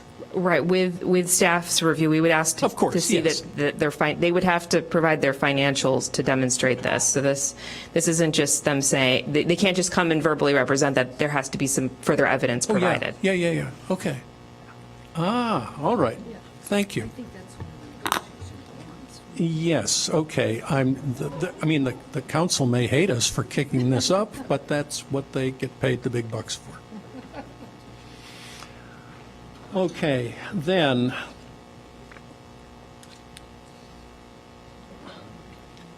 let me try this. That Albion provide an alternative equivalent proposal for complying with the inclusionary housing ordinance. That proposal provide for 15 units, affordable to households between 60 and 80% of the AMI, in a mix of studio, one-bedroom, and two-bedroom apartments, and a payment in lieu? An additional payment in lieu? I'm asking you. Just meet the equivalent. Or will you? I'd say and meet the, yes. And meet the requirement, okay, all right.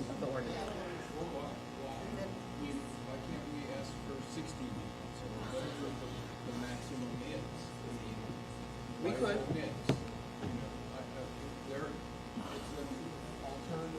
Well, why don't we let the council figure that out? That's their job. Yeah. Yeah, minimum, Yeah. okay. That's good.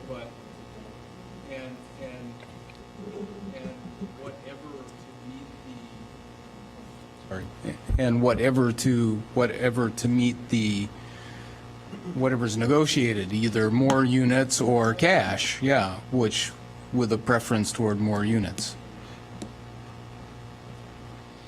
I don't, He'll write it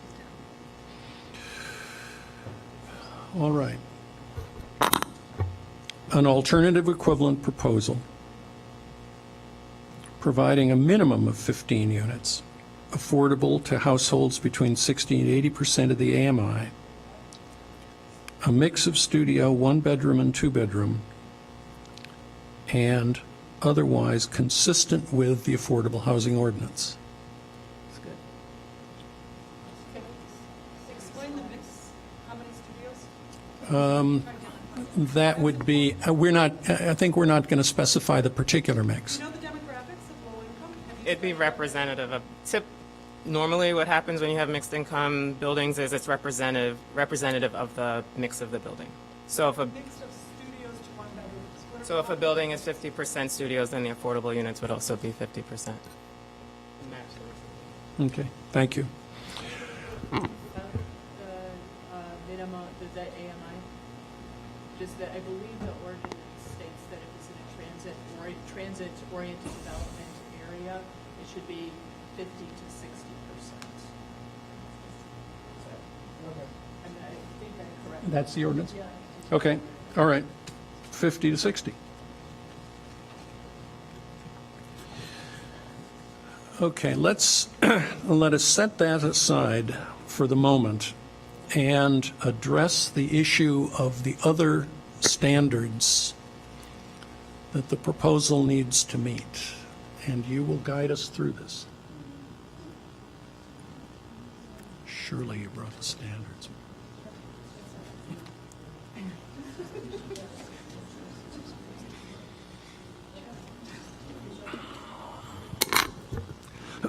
And I think what we will do, we need to make a written finding on this, and the minutes constitute the written finding. As we go through the standards, we'll do this by exception. If anybody wants to make an argument that the standard is not met, any commissioner wants to make an argument that the standard is not met, do so. Otherwise, we will go on. So, ready?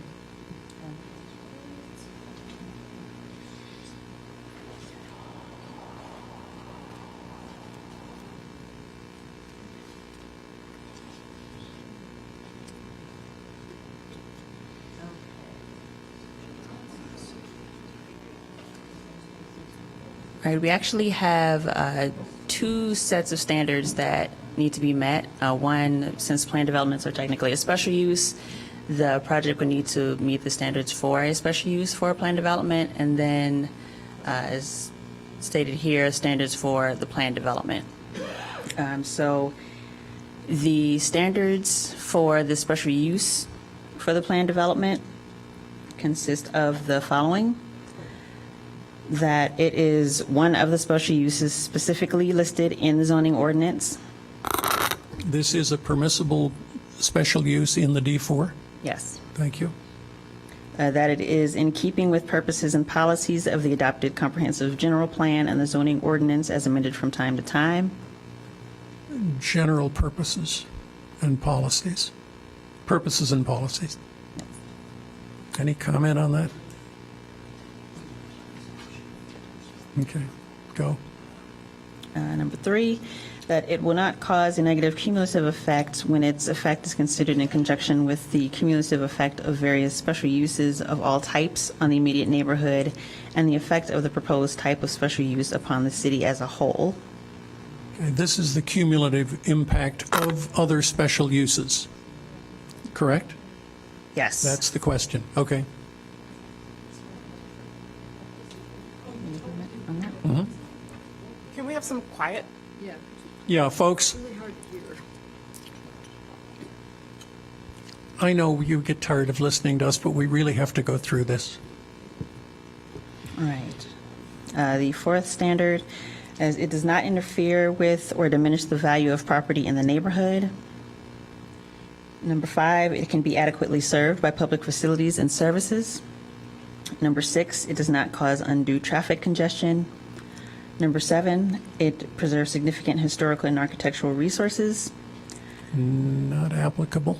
Right. Number 8, it preserves significant natural and environmental features. Not applicable. And finally, it complies with all other applicable regulations of the district in which it is located and other applicable ordinances, except to the extent such regulations have been modified through the plan development process or the grant of a variation. Okay. So those are the special Are there any comments from commissioners on any of those special use standards? I would argue that number 7 is applicable because it is established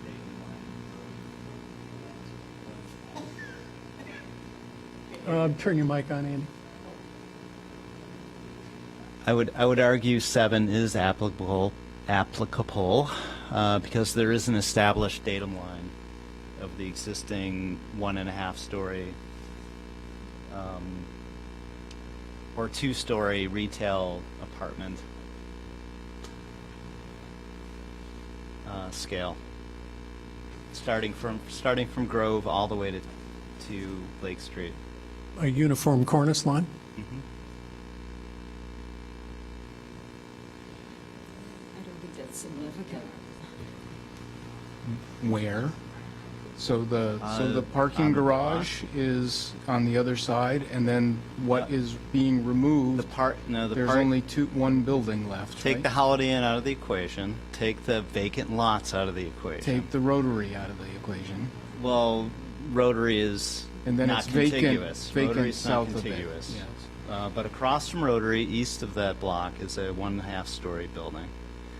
The building that is remaining that has the Bar Louie in it has a scale and a character to it. The bar that Aegea is, or not the bar, the building that Aegea is in is a 2-story scale. There is a datum line, a predominant datum line along that block that the Holiday Inn kind of destroys, but it's still there. And you consider the... And this project does try to recognize that by establishing that podium that people spoke positively about. Yes. Which I think is slightly out of scale. And you... So I don't think it's correct to say that that is not applicable. All right, let's assume then, if it is applicable, does the development fail to meet that standard in your judgment? In my judgment,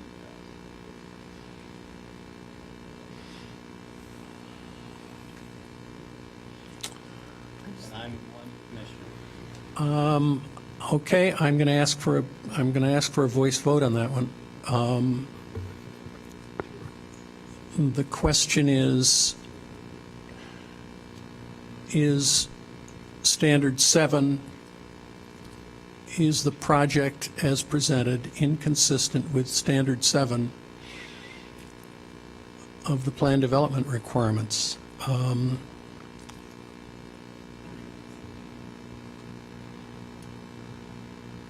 I'm trying to, I got the question backward, I think.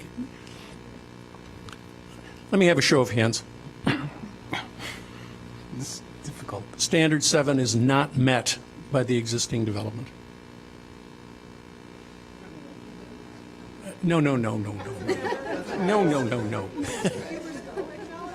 Thank you very much. All right, I'm going to take our conclusion to be that it is in fact consistent.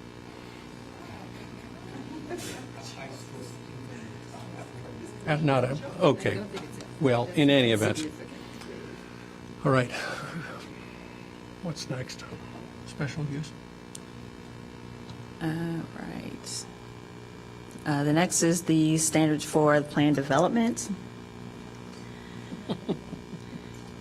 This one states, as a special use, plan development involves such special considerations of the public interest that it shall be required to adhere to the specific plan development standards established in the zoning district in which it is located.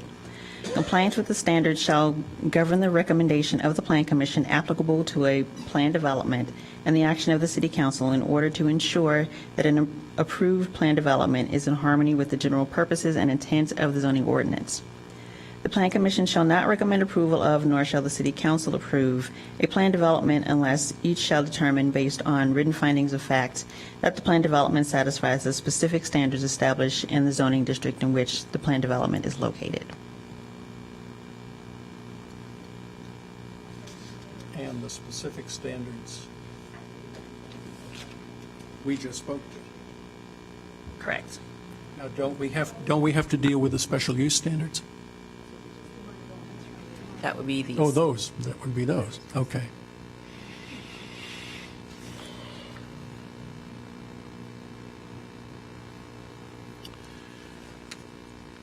All right. Having reviewed the standards and found that the project is in compliance with them,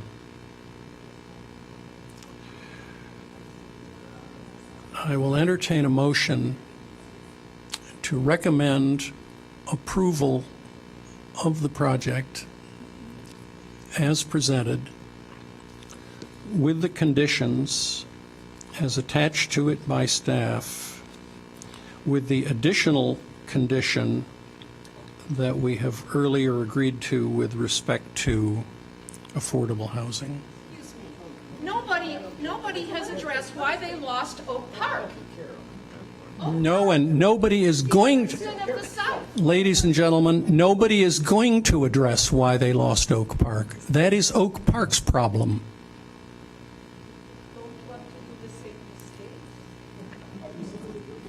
Oak Park is off the table here. I'm sorry. Well, I hope it turns out not to be a big mistake, but we are addressing the matter that is on the agenda tonight. Ladies and gentlemen, you're out of order. Thank you. Commissioner Lewis. Can we go through the recommendations of staff and the benefits? Okay. Also. The benefits, the public benefits, and staff recommendations. All right, just to, I guess, reiterate the public benefits that we initially addressed in the August meeting.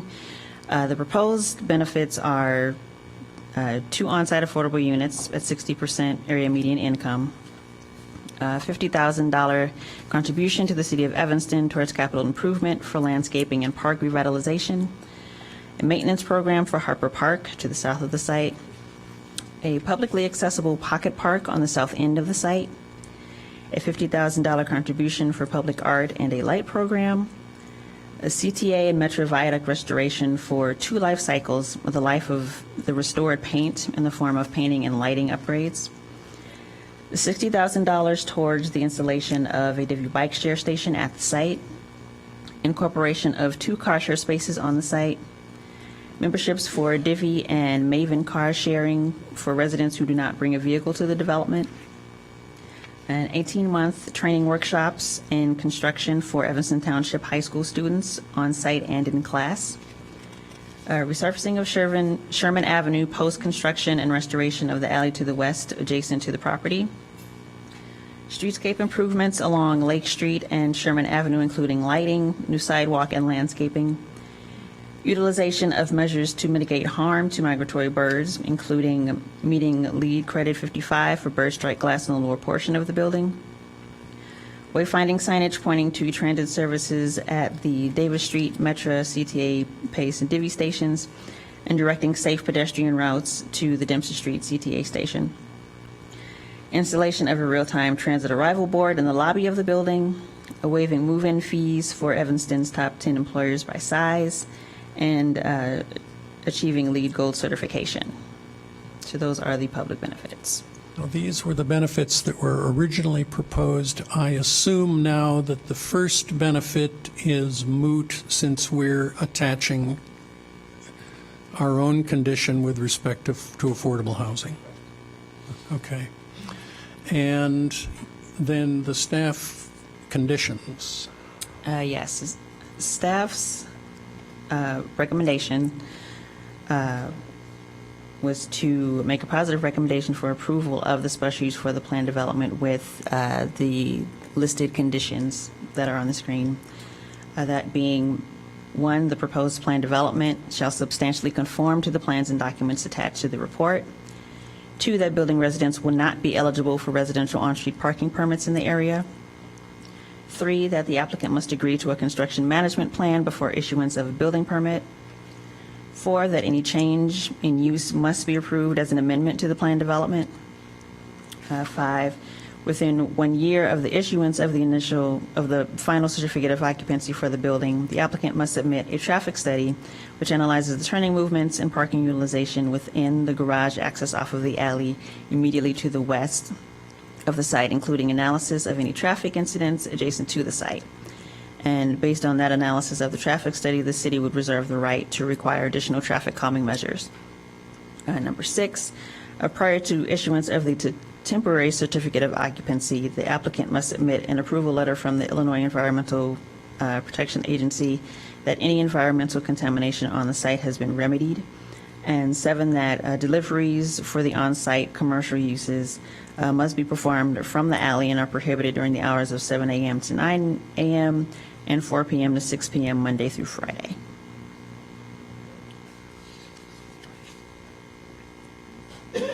In addition then to the 8th condition, which we propose to attach with respect to affordable housing, are there any other conditions that any commissioners would suggest as a condition of approval of the project? I'm looking this way. I'm looking this way.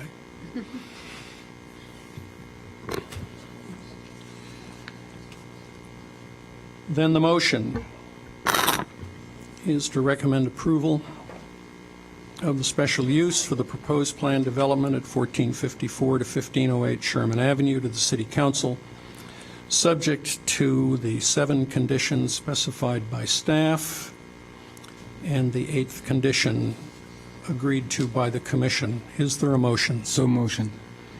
Second? Lewis, Goddard. This is going to the council, so we'll do this by roll call.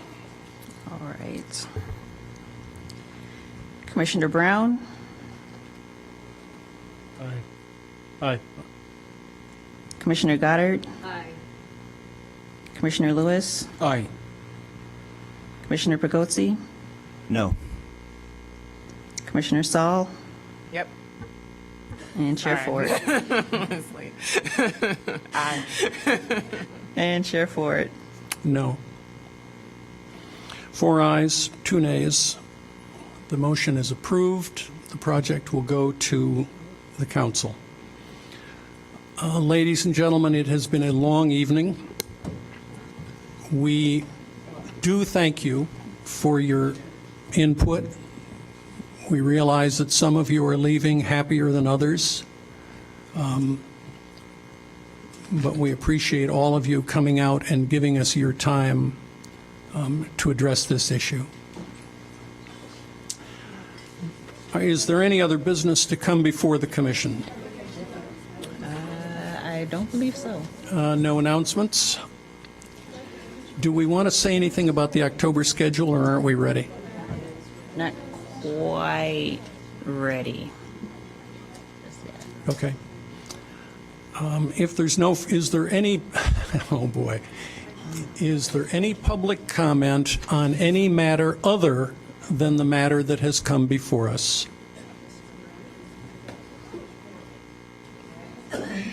Yeah.